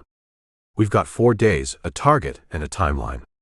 That's considerably more than we had a week ago, standing in a diner not knowing any of this existed. It's enough to work with, if we move fast and don't waste any of it feeling sorry for how bad the odds look. Chapter 13. Cole called Alvarez from the airport, standing at a gate window watching a plane he had no intention of boarding pull away toward some ordinary destination, and she picked up on the 3rd ring with the particular wariness of a woman who'd learned exactly what a call from this number usually meant. Walker. It's been a while. Wish I was calling to catch up. Cole kept his voice low, Delgado standing close enough to hear both sides, exhaustion carved into both their faces after a night that had started with a dead lobbyist and hadn't slowed down since. I need you to trust me the way you did in Corpus Christi, and I need it fast. He laid it out in the clipped, efficient shorthand he'd learned worked best with people who needed to move quickly rather than be convinced slowly. The pack, the 2 senators, Kane's death, the target designation, the summit 4 days out that both of them now understood, with Kane gone, might not actually be 4 days out anymore. You're telling me 2 sitting U.S. senators are compromised, a lobbyist just got murdered by his own cartel handlers, and there's an active domestic threat against a federal-adjacent event with 8,000 attendees. Alvarez's voice had gone flat, with the particular calm of someone absorbing more than she wanted to process at once. That's not a phone call, Walker. That's a task force. Then build one. Fast. Because whoever's running this just watched their DC contact get eliminated by his own people. And I don't know if that speeds up their timeline or blows the whole operation. And I don't want to find out the hard way which.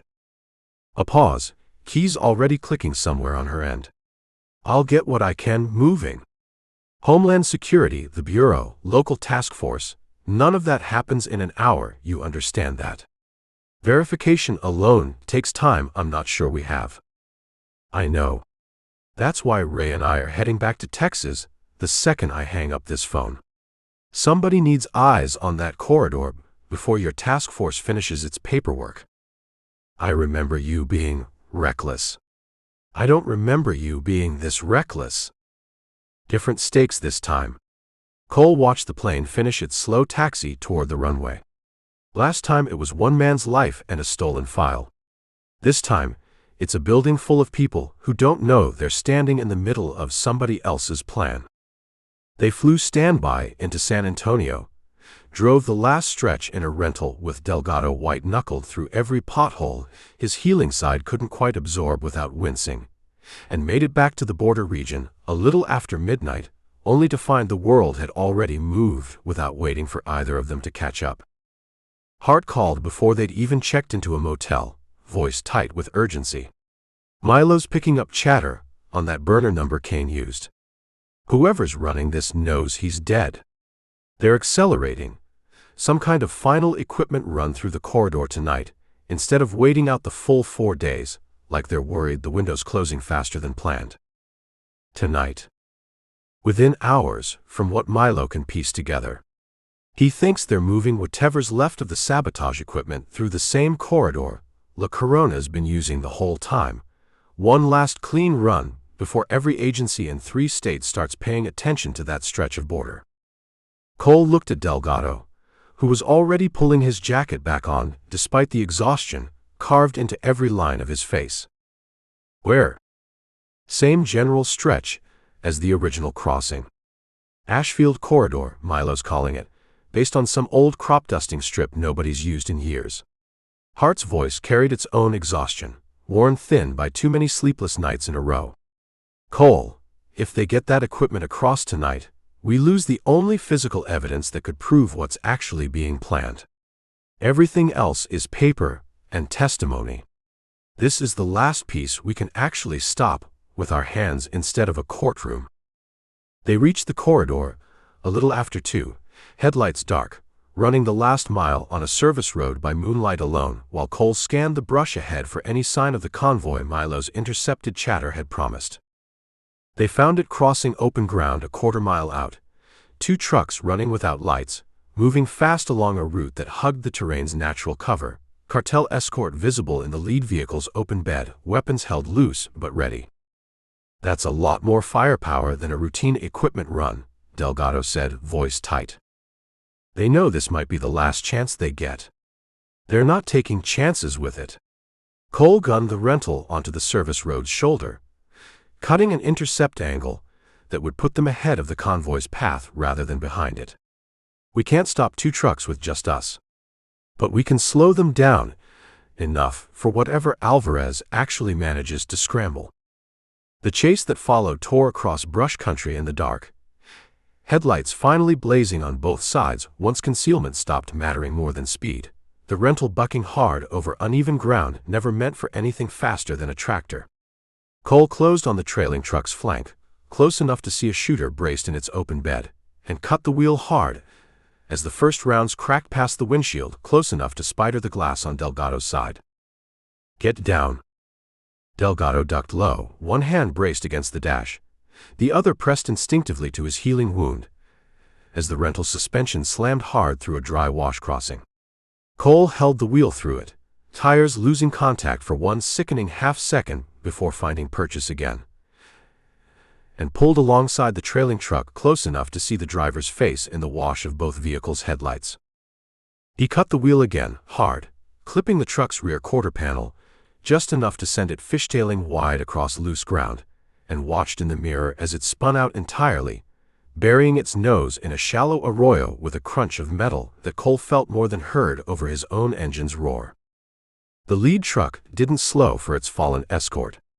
It pushed harder instead, and Cole matched the pace, brush tearing at both vehicles as they ran neck and neck across ground that offered neither of them any real advantage.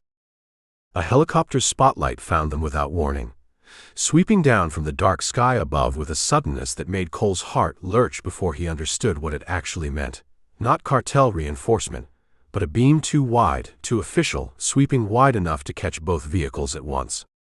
"Federal air support," Delgado shouted over the engine noise, disbelief and relief tangled together in his voice. Alvarez actually pulled it off. The lead truck's driver made his decision fast, cutting hard away from the spotlight's reach toward a stand of mesquite dense enough to offer momentary cover, and Cole followed, boxing the truck's angle, until it had nowhere left to go but a dead-end wash that ended in a fence line neither driver had time to avoid.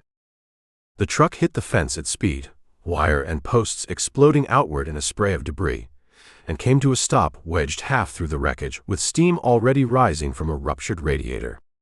Cole was out of the rental before it had fully stopped, weapon recovered from beneath the seat where he'd stashed it since Austin, moving low toward the wrecked truck while the helicopter's spotlight held steady overhead, and somewhere behind him, the first sound of ground vehicles closing fast on the scene told him Alvarez's task force had finally arrived, hours faster than any bureaucracy had any right to move. Two men climbed out of the wrecked truck with their hands already rising, fight clearly gone out of them, at the sight of federal lights converging from every direction at once. Cole kept them covered until the first agents reached the scene, badges out, weapons steady, and only then did he let himself lower his own guard enough to look at what the truck had actually been carrying. In the truck bed, secured under a tarp that had torn loose in the crash, sat a collection of equipment that meant nothing to Cole by sight alone but made the lead federal agent go very still the moment his flashlight found it. Compact devices, cabling, something that looked, even to Cole's untrained eye, considerably more purposeful than anything a routine smuggling run should have been carrying. "That's the sabotage equipment," Delgado said quietly, coming up beside him, breathing hard from the run across broken ground. "Has to be." Cole looked at it a long moment, then out at the dark horizon where, somewhere south and east, a convention center was already being decorated for a summit that 8,000 people still believed was going to be an ordinary policy conference. "Maybe," he said. But Kane said this was a two-part operation. A cyber attack, paired with physical sabotage. "We just stopped the physical half." Delgado's face went tight, with the same understanding already settling cold in Cole's own chest. "Which means, whoever's actually running the digital side of this doesn't need that equipment to still pull off half the plan." Alvarez found them 20 minutes later, moving through the wreckage with the brisk authority of a woman who'd clearly spent the drive down, mentally rehearsing every question she intended to ask, and skipped straight past pleasantries. "Two in custody, equipment secured, and I've got people already trying to figure out what half of it even does." She studied Cole a long moment, taking in the state of him, bloodshot eyes, a jacket torn at one shoulder, the particular exhaustion of a man who'd crossed several states and a firefight in the same 24 hours.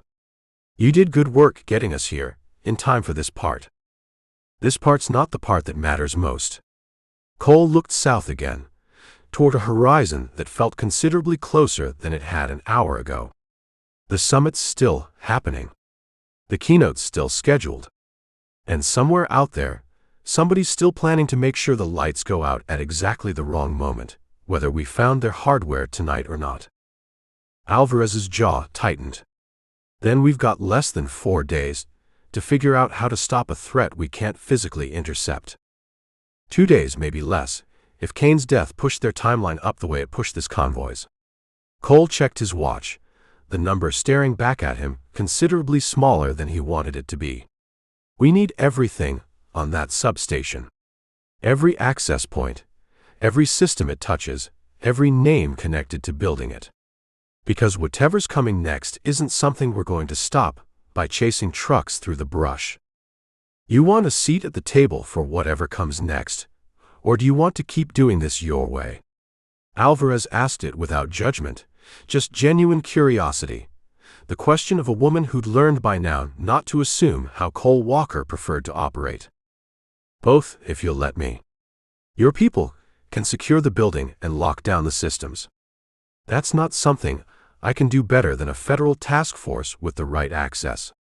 Cole looked at Delgado, gray with exhaustion but still upright, still here. But whoever's actually going to be inside that building when it matters, running whatever's left of this plan on the ground, that part I'd rather handle myself. I've gotten good at being the last thing standing between people and a very bad night. Alvarez studied him a moment longer, then gave a single tired nod. Get some sleep, Walker. Both of you. 2 days isn't a lot of time, and none of us are any good to that summit running on empty. Chapter 14. The convention center sprawled across 6 acres of parking and glass on the outskirts of Del Rio, banners already strung between light poles, announcing the Border Security Solutions Summit in letters bright enough to be seen from the highway, entirely oblivious to how thin the margin around the whole event had actually become in the 2 days since a truck went through a fence line in the dark. Cole moved through the building's service corridors in a contractor's badge Alvarez's people had built him overnight, radio earpiece tuned to a frequency shared by a task force twice the size of anything he'd expected federal bureaucracy to assemble on short notice. Delgado walked a half step behind him, still moving with careful stiffness but upright, present, having refused with a flatness that ended the argument before it started to sit this one out in a command trailer. You don't have to be here, Cole said once more, mostly out of obligation than any real expectation it would change anything. Neither do you, technically. Nobody's paying either of us for this anymore. Delgado's voice carried the particular grim humor of a man too tired to be scared in any conventional sense. 6 years I trusted the wrong man, because I never looked close enough to home. I'm not sitting in a trailer while whatever's left of this plays out somewhere I can't see it. Fair enough. Substations locked down tight, came Alvarez's voice through the earpiece. Physical security's solid. Whatever they're planning, if it still requires boots on the ground, they're going to have a hard time getting anywhere near the actual hardware. Kane said cyber attack paired with physical sabotage. We took the physical half 2 nights ago. Cole kept his voice low, moving through a service hallway lined with catering carts. That doesn't mean they don't have a simpler backup. A control room instead of a substation. Somebody with the right badge, and 30 seconds of access instead of a truck full of equipment. We're watching every access point that matters. Watch the ones that don't matter too. That's usually where these things actually happen. They found the first sign of trouble 40 minutes before the keynote. A maintenance worker's badge scanning into a restricted control corridor that belonged, according to the roster Alvarez's team had built, to a man currently homesick with a documented doctor's note filed that morning. Somebody's using a cloned badge. Alvarez's voice came sharp through the earpiece. Corridor B, West Wing, moving toward the building management suite. Cole was already moving, Delgado matching his pace despite the effort it clearly cost him, cutting through a service stairwell that put them ahead of the corridor's far end rather than behind it. They came out into a hallway lit fluorescent white, empty, except for a single figure in maintenance coveralls working a door's electronic lock with a small device Cole recognized immediately as nothing a real maintenance worker would ever need to carry. Federal agents. Hands where I can see them. The man didn't comply. He bolted instead, and Cole gave chase down a hallway that dead-ended at a service elevator already grinding upward, doors closing a half-second before Cole reached them. "He's headed to the building management floor," Cole said into the radio, already moving for the stairs. "Whatever he's planning, he's not planning it alone." The stairwell brought him out 2 floors up, breathing hard, weapon drawn now that pretense had stopped mattering, and found the building management suite's door standing open, 2 more figures inside, working at a bank of control terminals with the focused efficiency of men who'd trained for exactly this task and no other. Federal agents. "Step away from the terminal." One complied, hands rising slow. The other didn't, fingers still moving across a keyboard with a desperation that told Cole they were close to finishing something. And Cole crossed the room fast, driving the man back from the terminal with a forearm across the chest before his fingers could complete whatever sequence he'd been racing toward. The screen behind him showed a countdown, paused mid-sequence, 47 seconds frozen on the display. "That's not a full shutdown," Delgado said, arriving a beat behind, reading the screen over Cole's shoulder. "That's a localized surge. Enough to blow transformers on this building's dedicated feed without touching the main grid. Enough to black out the keynote stage in the middle of a live broadcast." Cole kept the pinned man pressed hard against the console, weapon steady, listening to boots pounding up the stairwell behind them that he trusted for once belonged to backup rather than more trouble. "You're done. Whatever this was supposed to accomplish, it's not happening." The man under his forearm laughed, short and humorless, blood trickling from a split lip Cole hadn't noticed giving him. "You think this is the only plan? You think stopping 2 men in a server room stops any of this? Where's your handler?" The man's eyes flicked, involuntary, toward the window overlooking the convention center's main plaza, and Cole followed the glance in time to see, far below, a figure standing apart from the gathering crowd with the particular stillness of someone watching a chess match he still believed he was winning. Cole left the 2 men to Alvarez's arriving agents and took the stairs down at a dead run, Delgado following as fast as his healing side allowed, both of them emerging into the plaza's edge just as a black SUV pulled up close to the figure Cole had spotted from above. Reynaldo Salazar looked nothing like the man Cole had built in his imagination over 3 weeks of chasing a name. Smaller, older, dressed in a suit that fit like a man who'd learned to disappear into rooms rather than dominate them, watching the crowd with the flat, patient attention of someone who'd built an empire on knowing exactly when to act and when to simply wait. "Mr. Walker." Salazar didn't seem surprised to see him, which was its own kind of unsettling. "You've cost me a great deal these last 3 weeks. A courier. A safe house. A very expensive shipment of equipment, currently sitting in a federal evidence locker. You came out here yourself. Kane said you never leave your territory for anything. Kane talked too much, which is part of why he's dead." Salazar's voice carried no heat, just weary calculation, the tone of a businessman reviewing a quarter's disappointing numbers rather than a man watching his own operation collapse in real time. "I came because some investments require a personal touch when they start unraveling. This one has unraveled considerably faster than I anticipated, and I find I no longer trust anyone else to manage the exit. You could still walk away from this. Turn on whoever hired you. Give us the handler's real employer. Cut your own losses instead of standing here explaining your business philosophy to a man with a gun already drawn on somebody else." "I have considered that." Something almost like genuine consideration crossed Salazar's face. "I find on balance, I prefer my chances running than talking. Talking has a way of becoming permanent in ways running does not." Movement at the SUV's far side caught Cole's attention. A second figure, unfamiliar, watching the exchange with none of Salazar's weary patience, hand resting near a jacket that sat wrong across one shoulder in the particular way of a man carrying something he intended to use. "Your handler," Cole said. "Not mine." "Never mine." Salazar's eyes flicked toward the man with something close to genuine distaste. "He pays well, and he doesn't ask me to understand his reasons. That's the whole of our relationship, and frankly, given what I've watched him willing to do this week, I'm inclined to end it." The handler didn't wait for permission. He moved fast, drawing as he came, and the plaza erupted into chaos around them, screaming, running. A crowd that had gathered for a policy conference, suddenly understanding all at once that something considerably worse was unfolding in their midst.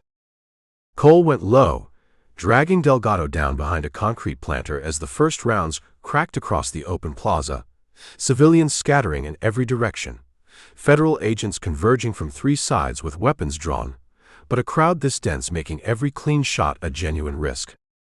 The handler didn't seem to care about the risk at all.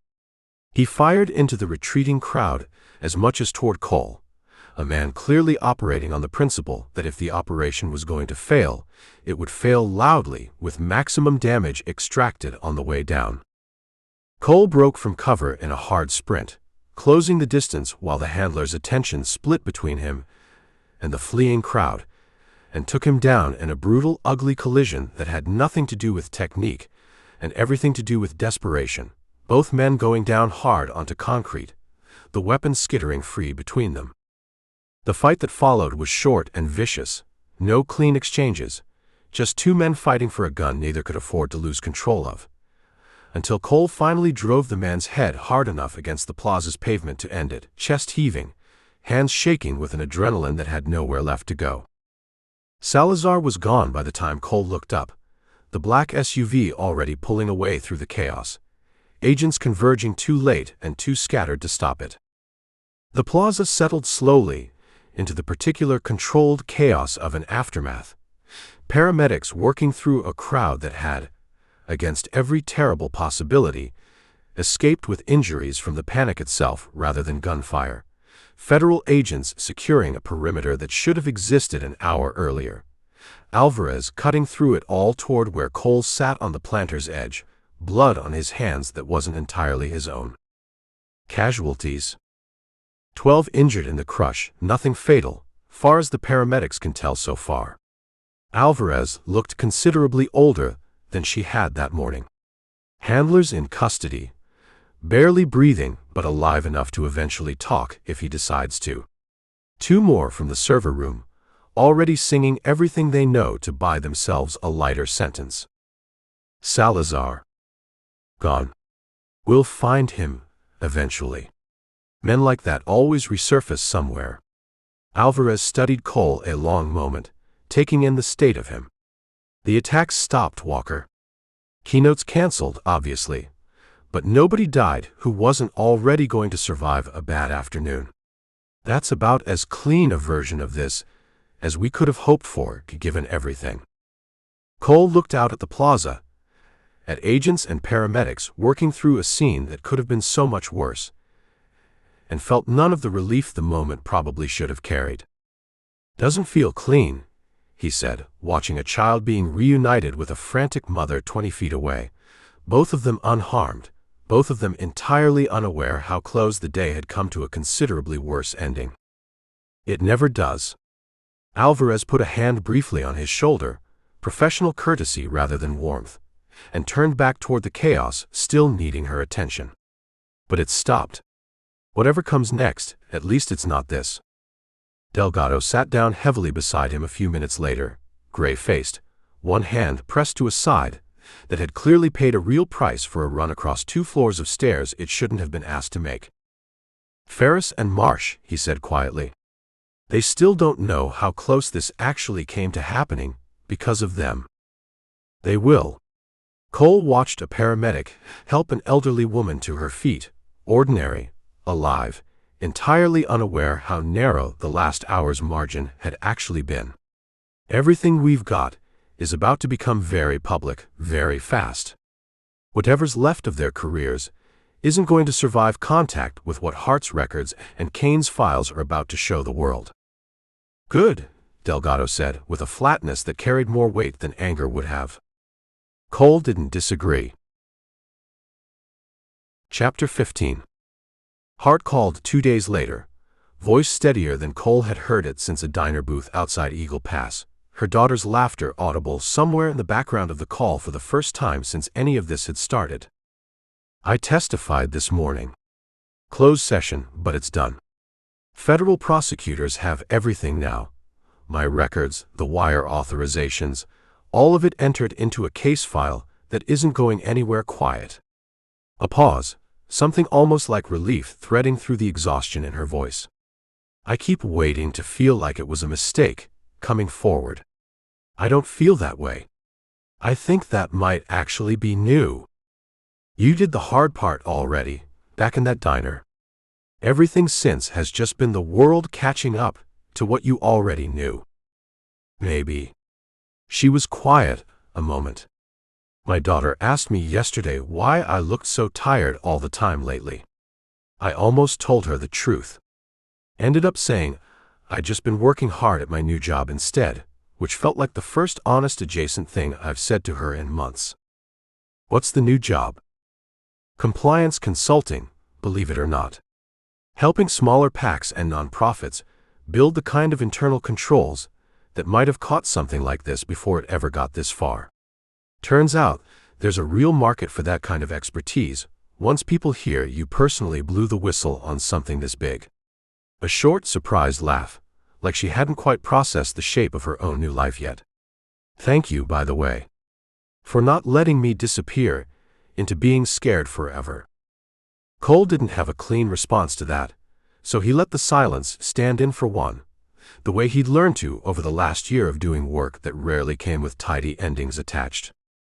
The story broke 6 days after the summit, carried first by a reporter Baker had recommended personally, a woman named Elise Tran, who'd built a career on exactly the kind of campaign finance corruption Hart's records documented, careful, thorough, unwilling to run anything she couldn't independently verify twice over. Cole had spoken to her once, briefly, on a call arranged through 3 layers of caution, and given her nothing that could be traced back to his own name. The headline, when it finally ran, didn't need his name in it at all. Bipartisan corruption. How 2 senators' hidden cartel payments left the border open for a near-catastrophic attack. The story ran the wire authorizations, the disbursement timelines, the summit's actual target, Kane's death folded in as evidence of exactly how far the operation's owners would go to protect themselves.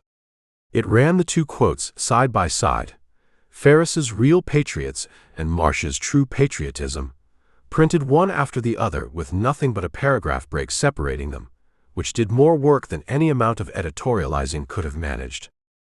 Ferris resigned within 48 hours, citing health reasons in a statement that fooled nobody. Marsh held out longer, 3 days of increasingly hollow denials before the Justice Department's own investigation made continuing untenable. Both faced indictment within the month.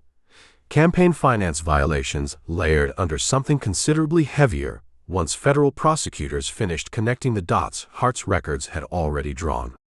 Cole watched the coverage from motel rooms in 3 different states over the following weeks, never once seeing his own name attached to any of it, which was exactly how he preferred it. Secure Tomorrow PAC dissolved within the week, its assets frozen pending investigation, its D.C. law firm suddenly discovering an urgent need to distance itself from every filing it had ever touched. Salazar was never found. Alvarez called once a month later to say a man matching his description had been spotted briefly in Panama before vanishing again into whatever network of safe harbors a man with his resources could still access, and that the case remained open in the particular way cases involving men like Reynaldo Salazar tended to stay open forever, technically active and functionally closed. Some things don't get a clean ending, she said, and Cole had already learned that lesson well enough not to need the reminder, though hearing it said plainly still cost him something each time. Delgado's recovery ran longer than either of them expected, 6 weeks of physical therapy and restless afternoons that left him prickly and impatient in a way that made the rare good days stand out clean against the frustration. Cole visited when he could, driving the long stretch between wherever his next small job had taken him and the modest house outside Del Rio where Delgado sat working through exercises a physical therapist had assigned him with the same stubborn discipline he'd brought to everything else this past month. They sat on Delgado's porch one evening in late October, the desert cooling fast the way it always did once the sun dropped, a six-pack between them that Delgado wasn't supposed to be drinking, and Cole wasn't going to be the one to stop him from having. Okafor's agency finished their internal review, Delgado said, breaking a comfortable silence that had settled over the first bottle each. No criminal charges in the end.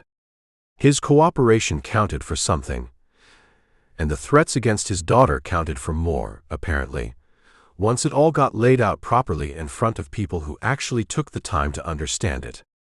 He's out of federal service for good, but he's not in a cell somewhere either. How do you feel about that? Better than I expected to, honestly. Still can't quite look at his name without something twisting in my chest. But I don't think I wanted him destroyed. I think I just wanted the truth to matter more than it did for a while there. Delgado turned his bottle slow, watching condensation run down the glass. You ever think about what happens to a man like that? Not the punishment. The rest of it. Does he get to go back to being somebody's neighbor, somebody's dad at a little league game, after everybody knows what he did? Some people manage it. Takes longer than anybody wants it to, and it never goes away completely. But I've seen it happen. Cole thought of Choate, of a bar that had stayed open through worse things than a bad season, of a man who'd carried his own guilt for 12 years and still found room to forgive somebody else's. Doesn't erase what happened. Just means the story doesn't have to end where the worst part of it did. Delgado nodded slowly, filing that away the way he seemed to file most things lately, careful and deliberate. I've been thinking about something else too. That word. Patriot. What do you think it actually means? Now that you've had 6 weeks to sit with it. That's the part one can't land on. Delgado stared out at the darkening brush country, the same kind of ground that had nearly killed both of them more than once this year. I used to think it meant something simple. Love your country, serve when it asks, follow the rules even when they're inconvenient. Ferris and Marsh followed all the rules that mattered to their own survival. Technically legal, mostly, until it wasn't. Is that patriotism? Playing the game clean enough to survive an audit while selling out everything the game was supposed to protect? No. Then what is it?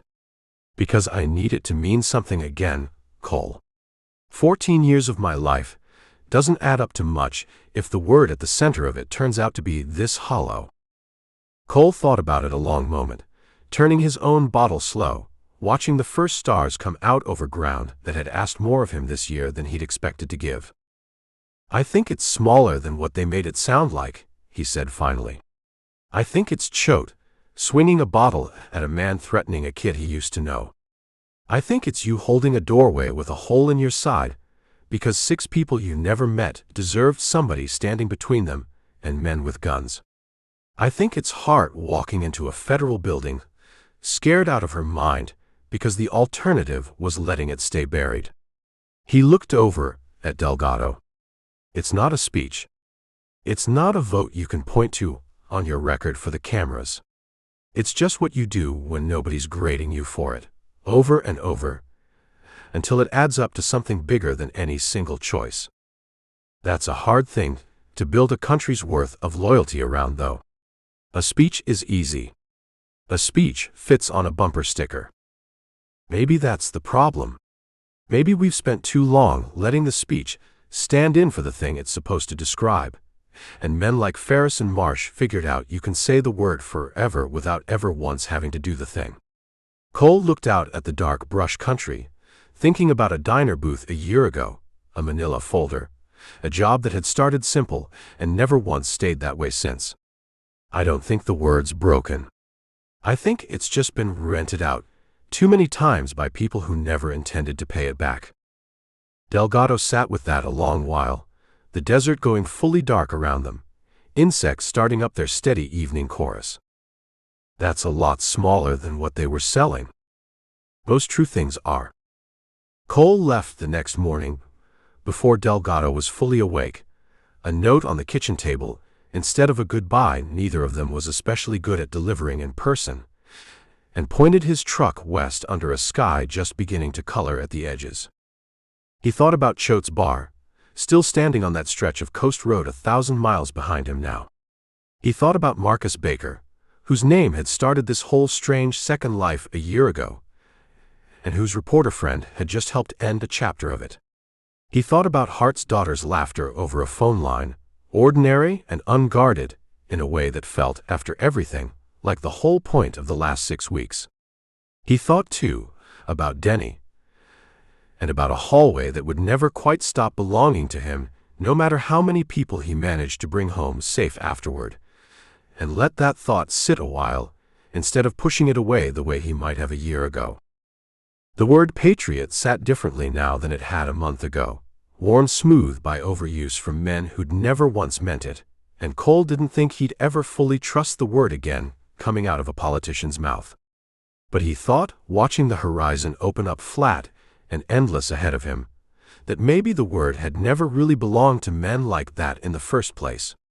Maybe it had always belonged to the ones who never said it out loud at all, the ones who just showed up again and again, for people who'd never think to thank them for it, who never expected a monument or a headline for doing the plain, unglamorous work of standing where somebody needed to stand. His phone buzzed once on the passenger seat, a new number, a single line that told him, without needing to say much more, that whatever this last month had cost him, the world hadn't finished asking things of him yet. Got a problem you might be the only one who can solve? You still do this kind of work? Cole looked at it a long moment, then set the phone face down on the seat and kept driving west, into a morning that felt, for the first time in weeks, entirely his own. He'd answer it eventually. Just not yet. The end.